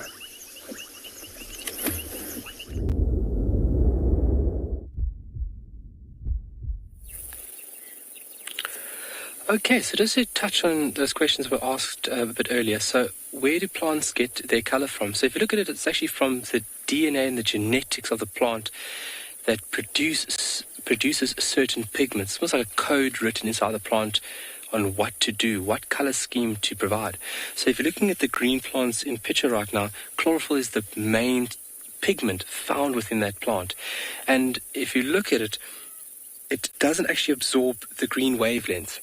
And that is, if you look at it, it's absorbing a spectrum or a certain range. Each plant has its own range of light that it needs. It has its own temperature. So plants are very fussy, and they need certain requirements in order to thrive. So some plants need full sunlight, like your aloes. They need to be exposed to the sun all the time, and they want hot conditions. And then some plants like shady, moist environments, like ferns, for example. But yeah, chlorophyll makes the plant green because it's actually the color that is being reflected. Same as red. If you look at the red little flowers in the background, DNA has basically written a code. There's a code written in the DNA that has produced the red pigment on those petals. And that is the color that is not absorbing. But also if you look at color, it's a very, very important function, because you need to attract a certain pollinator. And that obviously over evolution has given traits that have been passed on from generation to generation. And that's why that red color is now within this species. So if you look at other colors, like I mentioned there, you would have green, which would be chlorophyll. You have other pigments that can produce red, also not absorbing the red portion of the wavelength or the color spectrum. And then you get yellow, also a certain pigment, also found in different environments. So really remarkable ability. And to think about those little energy capsules, those chloroplasts that actually make the energy.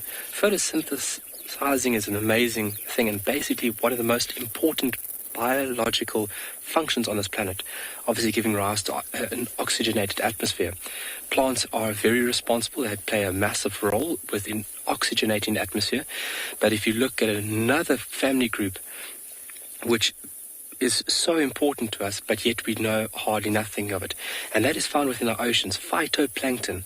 Phytoplankton produces a very large portion of our oxygen, more than I think, if I'm not mistaken, and I'm sure I'm not, more than our rainforests. And they play a vital role at cooling the earth, but also allowing the earth to breathe, absorbing certain toxins. So very, very fine balance is within the oceans, and that's why we also have to protect that. That is by far one of our most important things that we need to look at is our oceans, because our oceans basically control everything else. That is global. If you think about the scale of the ocean, and if you have a slight fluctuation within the temperature of the oceans, it could be catastrophic for the land, because obviously the ocean is the main functioning body there.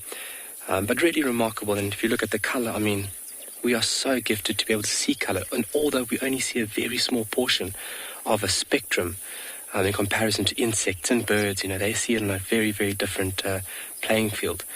But I love what I see. I get so lost on a daily basis, it's not even funny. I find it very funny. My mind gets totally lost in the color and the shades and the structure. Patterns is what I see a lot in nature. But from that story, let's send you over to Dan with some more animals.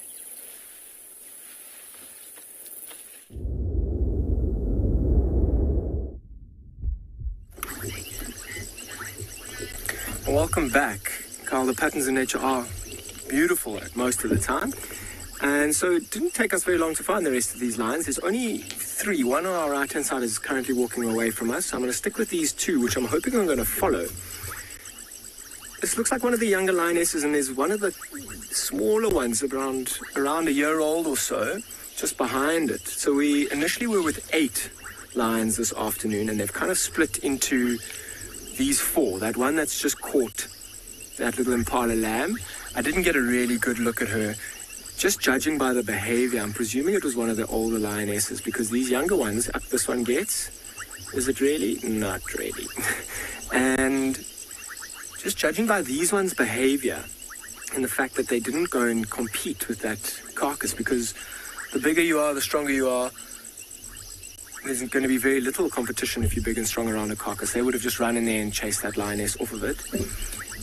But they're all definitely on the hunt. So what also makes me think that is the fact that we've gone from 8 lions, where there were smaller ones earlier, to 4. The number's halved. Those smaller ones, as I was mentioning earlier, up they get. Look, a big stretch. Big yawn, how those teeth. So what they'll do is those younger ones, they'll leave not far away from where they were earlier. And this will, because they're too young to hunt, it can actually put them in danger. And they can often blow the hunt as well. So this one's now laid down. This one in front of us has walked right past our vehicle. There it goes. Let's see what this one does. It's turning around. This is the small one. It's not too small to really be hunting, but it's at that kind of age. It's got a full belly as well, where it might be following on hunts, kind of watching. And the one that initially walked in the same direction as this, I wonder if they're not kind of setting up a plan here. In front of us is quite an open area. Now your herbivores like your wildebeest, impalas, zebras will move to these more open areas where they can hunt. Where they can see what's going on. So I'm going to follow this one that's in the road. Okay. Let's just get off this leg. And when those herbivores are in those open areas, these lions will know that. So they will kind of set up a perimeter around here and move into an area where one can almost go in and almost distract them into the rest of them. So I wonder if that's not what's happening here. They haven't gone into, let me find my spotlight, into like a hunt stalk mode just yet. But one of the bigger ones staying back there makes me think that these younger ones almost going around, or this one at least following the older one, not the very old one, but one of the older ones around here. They're kind of setting something up. And maybe they'll chase one of these herbivores that I'm not certain that they're there, but this open area will almost certainly have a few impalas. You saw that one that caught an impala lamb in there.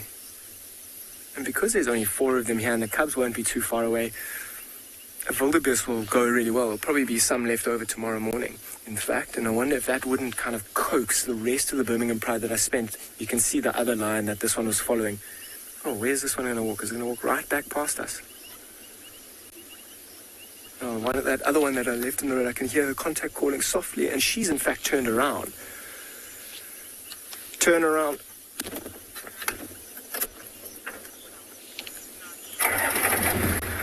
Okay, so I'm going to quickly just turn around here and see where this one is going. I'm giving it enough space as well. Not sure, how do lions keep their teeth so sharp? Naturally they would be like that. Crunching on bones on that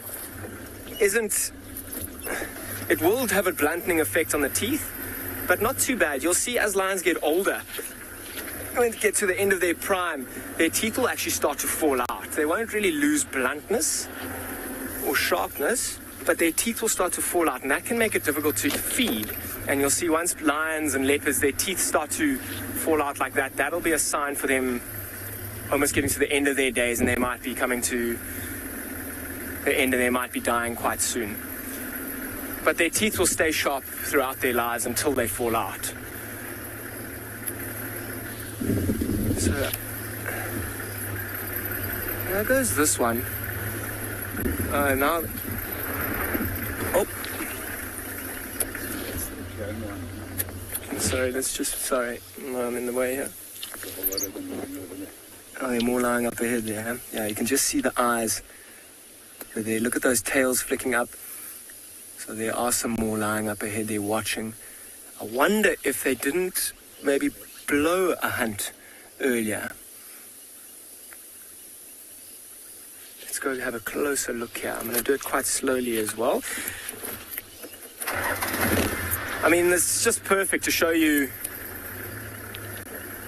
Earlier we were with these lions and they didn't do very much at all during the heat of the day, but now it's gotten dark and there's quite a lot of cloud cover, which means it's extra dark this evening, and that will give them the cover of darkness, the advantage of being quite camouflaged. So let's see if this is a good enough spot, and let's see which lions are here.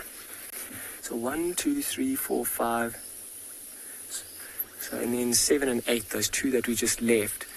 It looks like, there's a big yawn. It looks like the lioness, the one with the 3 cubs, excuse me.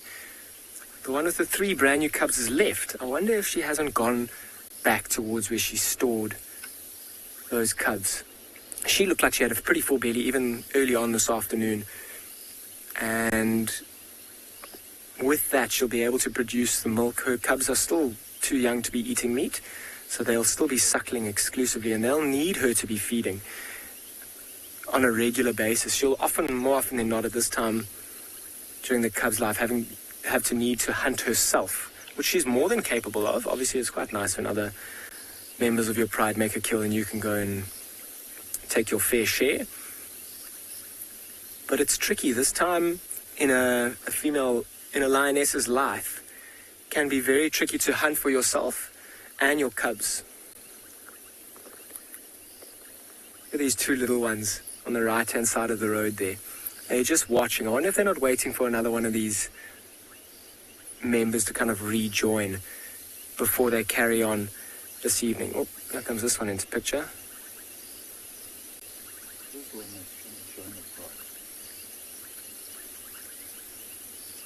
Into the bathroom there, almost scent marking. You see how it's urinating and dragging its back legs there?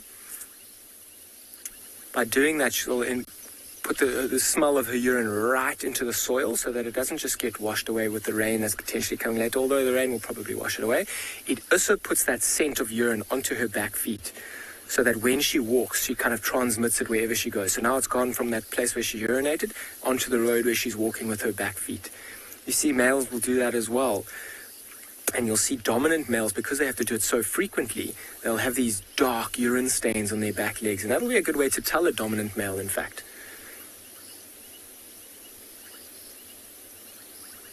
It's quite amazing when you just sit still how loud it is. The frogs are going mad. I wonder if, there is lots of water around. I wonder if they're not preparing for more rain.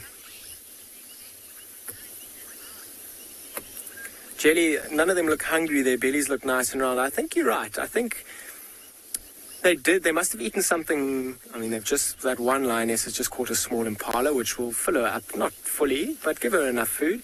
I think they must have eaten something last night. And the reason that I'm saying that is because that lioness who's left now, gone back to her cub, she wouldn't have gone back if she hadn't eaten anything.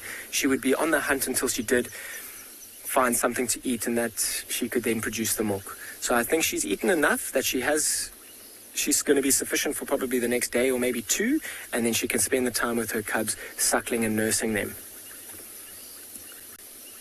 But lions are fascinating creatures as well. In the way that, although they do look hungry, not hungry, they look quite full and they've got quite full bellies, most of them. They're so opportunistic. They're getting up and moving. I don't think they intended to catch that impala lamb, but just moving through the grass, that kind of instinct, when it moved out of the grass and revealed its kind of position, they would have just pounced on it and taken it out. And the one lioness has just taken it up, eaten it all herself.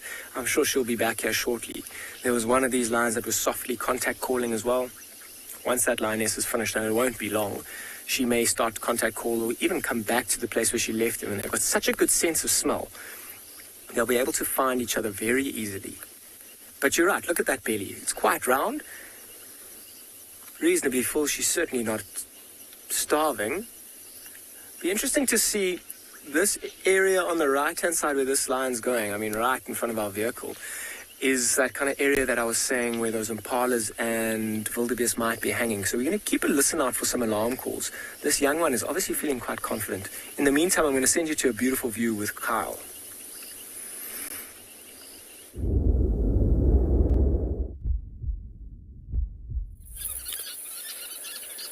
Well, while you do that, Dan, we'll hold the fort down this side. we'll just give everybody a lovely view of the setting sun and the very soft sounds around us. It's looking very delicious. We're on a lovely dune looking out north and northwest. Here we go. Morgan's going west. So just on what we were previously talking about, phytoplankton, obviously very incredible little organisms. We're talking about microscopic plants that you can't even see in the water. You need to look at it under a microscope. And the abundance of these tiny little plants are so tremendous that it actually can discolor the waters. And you can see this discolored portion from space. Think about that. If you were sitting in the ISS, you could look down the southern tip of Africa, and when we have plankton blooms, the southern tips of Africa, the waters turn green from space. Mind-blowing.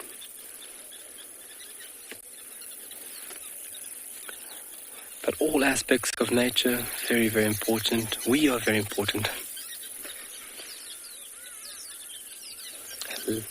Lovely view. Oh, couldn't agree more. It's my favorite thing to do in the late afternoon or early evening. Nice tall glass of cold water.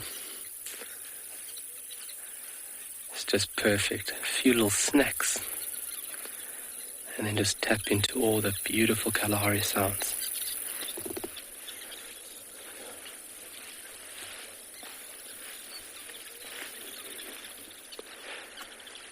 The clouds are looking very, very lovely to the west. Morgan's going to give you a nice view there now.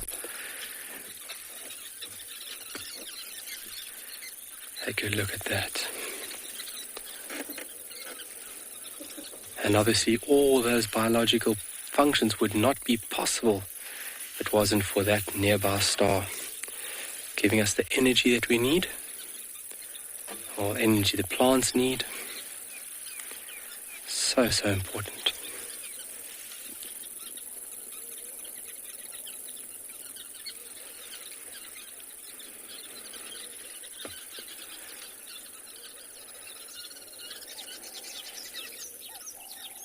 Got a nice colony of weavers, sociable weavers here close by us. All starting to calm down, but there's a little bit of socializing before bedtime.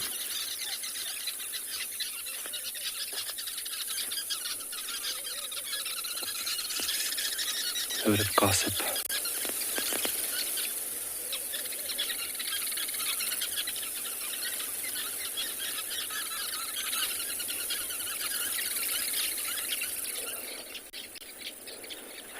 Brandy, that is the wonderful skills of Morgan, making that beautiful picture that could be in a book. And Morgan really finding his groove here on Tswalu. It's really wonderful to have him on board. He's a Cape Town boy, but originally from the Eastern Cape. So my neck of the woods and very close to where my immediate family lives, in a place called Queenstown, but he is from Hogsback, beautiful forested area in South Africa.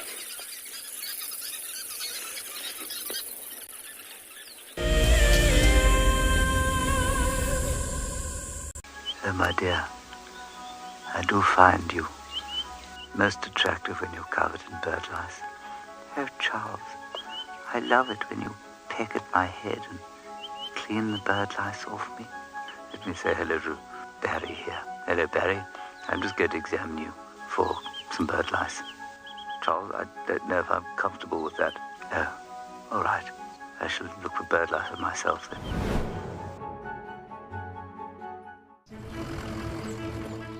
My name is Taylor McCurdy, and I work for Eco Training. I love hearing from all of the viewers. However, I particularly enjoy those of you who have been watching for a few years. Your questions are just so advanced and they really get me thinking. If you'd like to ask a question on WildEarth, you need to register on our website. Once you've done that, head to the live safari page and submit your questions below the live feed. The croc is still holding another one there. It's holding from the hindquarters. I would really want The wildebeest cross, is it trying? The croc is holding the tail. It's holding tight. Oh no. Goodness me. Lucky wildebeest. You have another day to live. Expect the unexpected here on WildEarth daily. My name is Moritz, and I come to you live every day from Tswalu Kalahari here in South Africa. My favorite thing is probably the predators. And as you can see, we're looking at some of them right now. These are the kings of the Kalahari. Spending time with the cats, it's just a privilege. And I love their behavior. You know, the more that you look at them, just the power and the sheer beauty and elegance of them. Catch up with the guides daily here on WildEarth.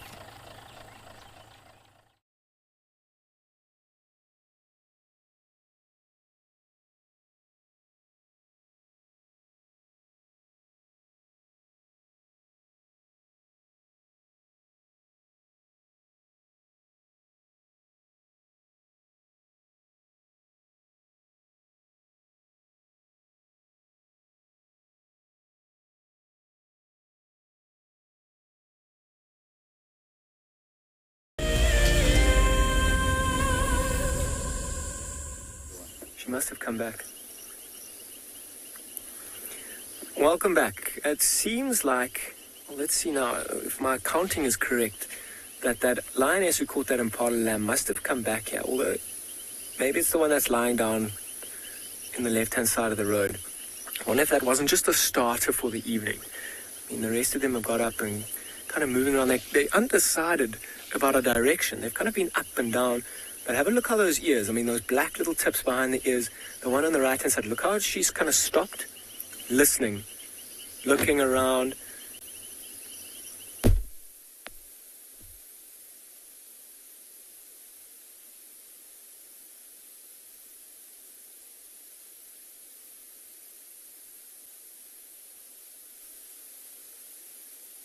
Males going raw in the distance.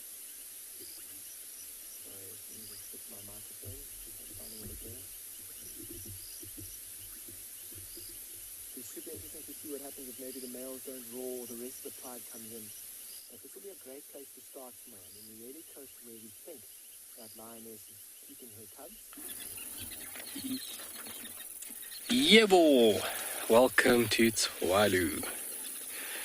That sun has bid us farewell, but the afterglow you can see is very prominent in that patch. And the patch to the left is even better. And last bit of race, kissing those clouds. Well, guys, it's been absolutely incredible having you on board. Thank you so much for joining us on the Sunset Safari. Please be sure to jump on board for tomorrow morning, and we'll see you later.